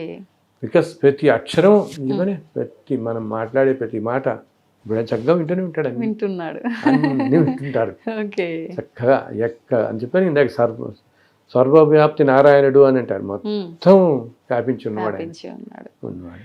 గురుగారు, మీకు ఇప్పటికీ భగవంతుడు దర్శనం కలుగుతూ ఉంటుందా? చాలా పెద్ద ప్రశ్న వేశావు. ఉమ్, కలుగుతుందమ్మా, కానీ చెప్పాను కదా, రకరకాల రూపాల్లో ఉమ్, దర్శనం ఇస్తుంటాడు ఆయన. ఓకే. ఎన్నెన్నో ఇప్పుడు చెప్పానుగా, ఈ పుస్తకాలని రాస్తున్నప్పుడు ఉమ్, శ్రీకృష్ణుడు మీద రాసినప్పుడు, లక్ష్మీనరసింహస్వామి మీద రాసినప్పుడు, ఉమ్, అమ్మవారి మీద, శివుడి మీద, ఉమ్, రావుల వారి మీద, రావుల వారి మీద రాసినప్పుడైతే ఉమ్, అసలు రాయక ముందే నాకు ఒక రోజు రామచంద్రుల వారు, ఆంజనేయుడు అలా వచ్చి దర్శనం ఇచ్చారు నాకు. ఉమ్, ఆ తర్వాత నేను రామరక్షావతం అని ఒక బుక్ రాశాను అనమాట. ఓకే. సో ఎన్నోసార్లు ఎన్నో రూపాల్లో ఉమ్, తెలుస్తుంది అంటే మనం ఏం లేదు తల్లి, మనం చాలా ప్యూర్ మైండ్తో ఉంటే ఆయన అలా కూర్చోటి చక్కగా వచ్చి కూర్చుంటాడు, ఉమ్, కూర్చున్నాడు మనకు తెలుస్తుంది కూడా, ఆహా, భగవంతుడు ఉన్నాడు మన పక్కనే ఉమ్, అని తెలుస్తుంది. అది దానికి కావాల్సిందల్లా ఉమ్, ప్యూరిటీ ఆఫ్ థాట్. నేను అందరూ అదే చెప్తా, మనస్సు స్వచ్ఛంగా. ఇప్పుడు మనం భక్త కన్నప్ప, భక్త రామదాస్ ఇవన్నీ చదువుతాం కదా, ఎన్నో మనం భక్తుల గురించి చదువుకుంటాం కదా. అవును. వాళ్ళందరూ భక్త కన్నప్ప అనుకో, వాళ్ళేం పెద్ద పెద్ద యాగాలు యజ్ఞాలు చేసిన వాళ్ళు కాదు కదా. ఉమ్, ప్యూరిటీ అనమాట. మనస్సు స్వచ్ఛంగా ఉంటే ఉమ్, భగవంతుడు అలా టెస్ట్ వచ్చి కూర్చుంటారు పక్కన. సో అలా నేను గమనించాను ఎన్నో. ఇప్పుడు ఎప్పుడన్నా నేను ఇలా అన్నా అని చెప్తున్నాను, ఎప్పుడన్నా నాకు కొంచెం ఉమ్, మనసు ఏదైనా చికాగ్గా ఉందనుకో, ఏదో ఒకటి ఏదో కారణం, తెల్లాలేస్తే మనం నిత్యం ఎన్నో ఉంటాయి కదా మన దైనందిన లైఫ్లో, జీవితంలో. అవును.